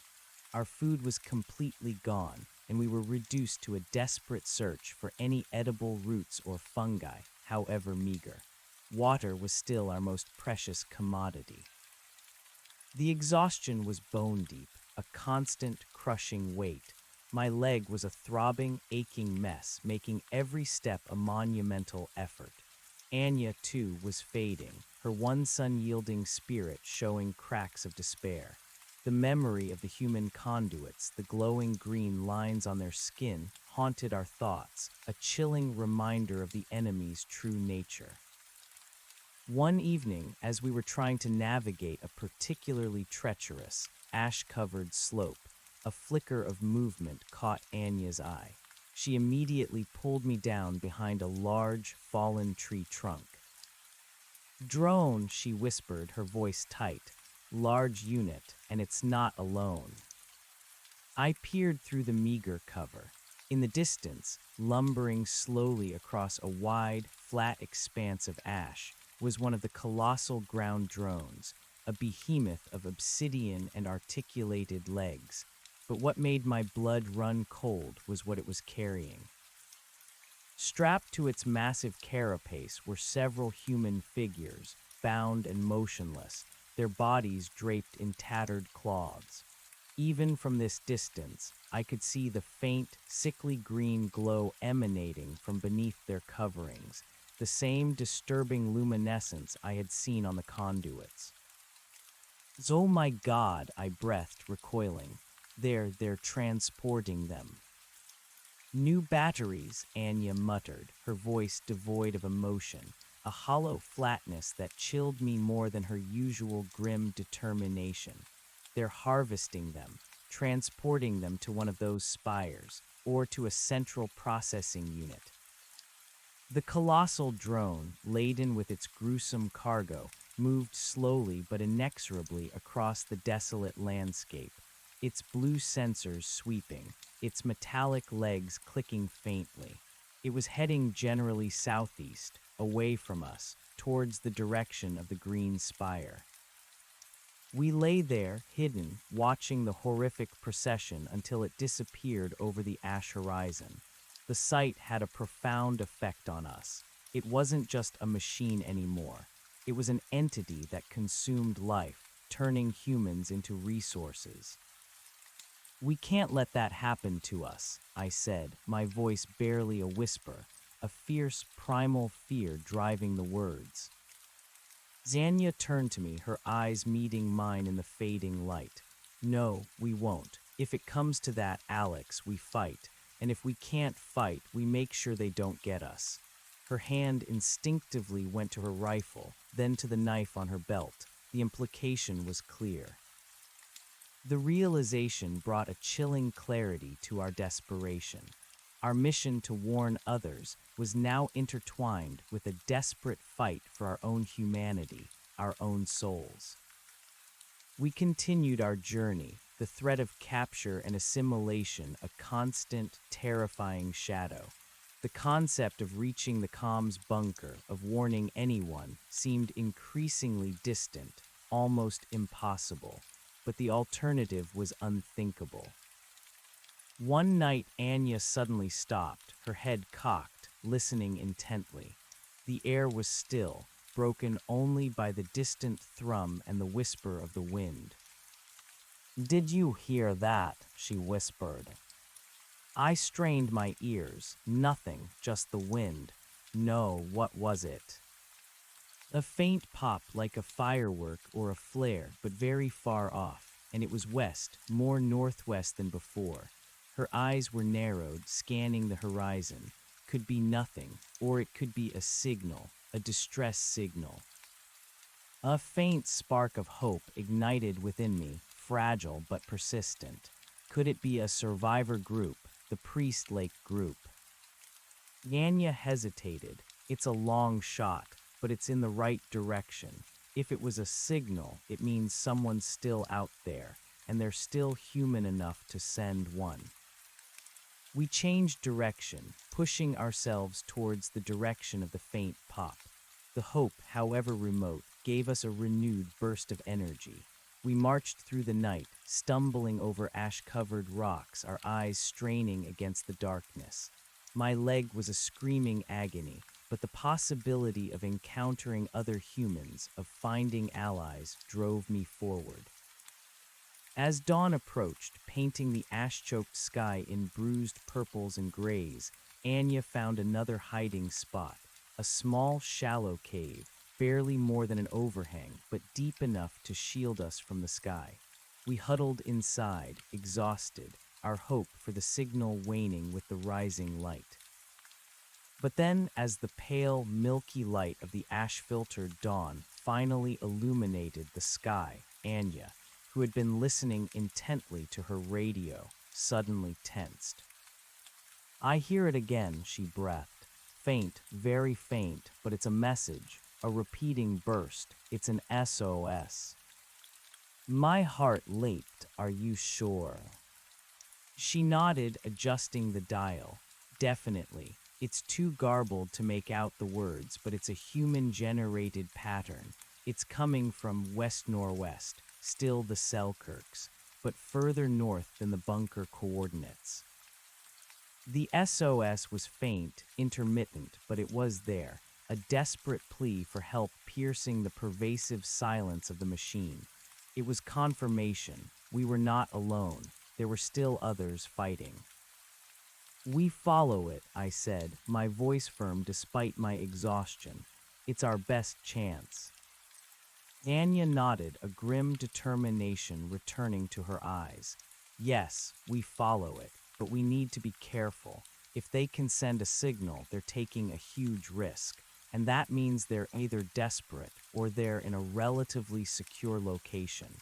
Either way, it'll be dangerous." We rested for a few hours, then continued our journey towards the SOS signal. The radio, held close to Anya's ear, became our new compass. Its faint, garbled bursts our only guide through the desolate landscape. The terrain grew more rugged, more mountainous, a sign that we were finally entering the foothills of the Selkirk Mountains. The closer we got to the source of the SOS, the more the landscape changed. Here, the ash lay thicker in some places, but in others, the wind had scoured it away, revealing patches of bare rock and even, miraculously, sparse, stunted vegetation struggling to survive. The air, though still metallic, seemed to carry a hint of something else, a faint, almost nostalgic scent of pine and damp earth. But it was also here in these foothills that we encountered a new type of threat, not the reclamation units, nor the colossal ground drones. Instead, we began to see smaller, more agile hunter-killer drones, their forms sleek and predatory, darting through the ash-choked sky. They were faster, quieter, and seemed to patrol in tighter, more organized formations. One afternoon, as we were trying to cross a wide, exposed ridge, a shadow passed over us. Anya immediately pulled me down behind a cluster of boulders. "Hunter-killers," she whispered, her voice tight. "3 of them. They're on a grid patrol. We're directly in their path."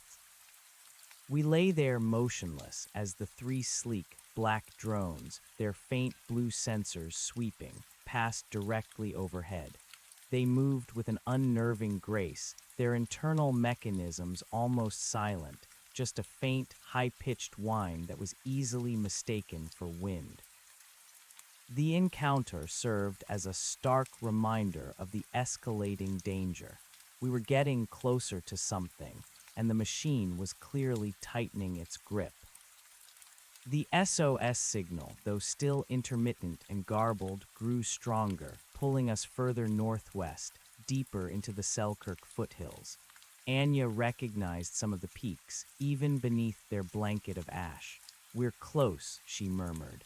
"We're almost in the ancient forest range. If they're here, they're deep in the wilderness." As we descended into a deep, winding valley, the forest cover thickened, offering a welcome respite from the constant aerial threat. Skeletal pines and firs, stripped of their needles, stood like silent sentinels, their branches providing a degree of concealment. The ground was still covered in ash, but here and there, a patch of damp earth, a decaying log, offered a hint of the life that once thrived. Then Anya stopped dead. Her hand shot out, pulling me to a halt. "Smell that," she whispered. I sniffed the air. Beneath the metallic tang of the ash, a faint, almost imperceptible scent wafted on the breeze. It was wood smoke, real, honest-to-God wood smoke. My heart leaped in my chest. Smoke from a fire. Yanya nodded slowly, her eyes wide with a mixture of disbelief and hope. It's faint, but it's there, and it's fresh. Someone's burning wood, somewhere close. The SOS signal from the radio pulsed rhythmically, a steady beat in the same direction as the smoke. It wasn't a trick of the mind, it was real. We moved forward with renewed caution, every sense heightened. The scent of wood smoke grew stronger, a comforting, almost primal aroma in the desolate landscape. And then, through the ghostly trees, we saw it. A break in the forest, a small cleared area, and in the center, a rough camouflaged structure built into the side of a steep hill, its entrance barely visible amidst the fallen logs and debris. A thin wisp of smoke curled from a cleverly concealed vent near the top. It was a bunker, a hidden outpost, and it was active. Anya held up a hand, motioning me to stop. She scanned the area meticulously, her rifle held ready. No visible drones, no immediate patrols. The silence was profound, broken only by the distant, omnipresent hum of the machine and the faint, garbled SOS from her radio. "Stay here," she whispered, her voice tight with anticipation. "I'll approach. Be ready to move if anything happens." She moved like a shadow, her ranger training kicking in, blending seamlessly with the ash-covered trees. She circled the perimeter of the hidden bunker, her eyes scanning for any tripwires, any hidden sensors, any sign of danger. After a tense few minutes, she gave a low, sharp whistle, a prearranged signal. It was clear. I limped towards her, my heart pounding with a mixture of fear and surging hope. We had found them. After all this, after everything, we had found other survivors. Yanya was standing at the entrance of the bunker, a heavy, camouflaged blast door, ingeniously concealed behind a curtain of tangled branches and earth. She knocked, a series of precise, rhythmic taps. Silence. She knocked again, more forcefully. Then from within, a low, muffled voice. "Identify yourselves." Zanya lowered her rifle, though kept it ready. Anya Petrova, former park ranger, and Alex Volkov, civilian, "We need help. We have critical information." A moment of tense silence. Then a faint asterisk click asterisk and a small, narrow slit in the blast door slid open. A pair of wary eyes peered out, shadowed by a thick beard. A rifle barrel, dark and menacing, was visible just behind the slit. "Petrova," the voice said, a note of surprise in it. "Is that really you? Thought you were dead. Where's your unit?" "Long story, Sergeant," Anya replied, her voice firm. "Everyone else is gone. We're all that's left. We were coming from the Sawtooths. We need to speak to whoever's in charge. It's urgent." The man studied us for a long moment, his gaze lingering on my injured leg, on our ash-smeared faces, on Anya's exhausted but determined expression. He clearly recognized her. Then the rifle barrel retracted. Another asterisk click asterisk, and the heavy blast door slowly, ponderously, began to open, revealing a dimly lit corridor beyond. "All right, Petrova," the voice said, softer now. "Come on in. You look like you've seen hell, and from the looks of it, you brought a piece of it with you." We stepped inside, leaving the desolate, ash-choked world behind. The air inside the bunker was cool, still, and smelled faintly of damp concrete, stale air, and, incredibly, of roasted coffee. It was a haven, a sanctuary in a world consumed by an alien machine. The corridor was narrow, leading deeper into the earth. The walls were reinforced concrete, utilitarian and grim, but welcoming in their solidity. The The man who had opened the door was an older man, heavily armed, with tired but alert eyes. He closed the blast door behind us with a heavy thud, sealing us off from the outside world. "Welcome to Outpost Delta," he said, his voice gruff but not unkind. "Sergeant Miller, let's get you two cleaned up and fed, then we'll hear your story. It better be a good one, Petrova, because you look like you've seen something that's going to keep us all up at night." As we walked deeper into the bunker, the sounds of actual human voices, however muted, began to reach us. The clatter of equipment, the faint hum of generators, the distant murmur of conversation. It was a symphony of humanity, a stark contrast to the profound, alien silence of the outside world. We were led to a small, Spartan medical bay. A young woman, dressed in fatigues with sharp, intelligent eyes, quickly assessed our injuries. My leg was carefully rebandaged and resplinted, and my side wound was properly cleaned and dressed. She gave me a mild painkiller, which brought immediate, blessed relief. "You're lucky, Alex," she said, her voice gentle. "That leg could have been much worse. It's a bad sprain, but no breaks. You'll be off your feet for a few days at least, and your side's just a nasty gash. Nothing critical. You're both severely dehydrated and malnourished, though."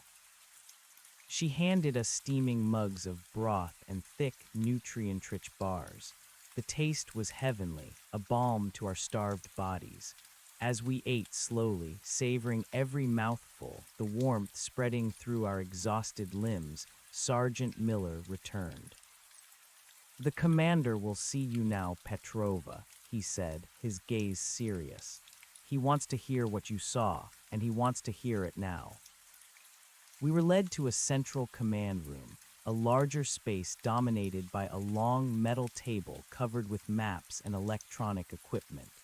Several people in military fatigues were present, their faces etched with weariness, but their eyes sharp and alert. At the head of the table sat a woman, her hair streaked with gray, her face stern and commanding.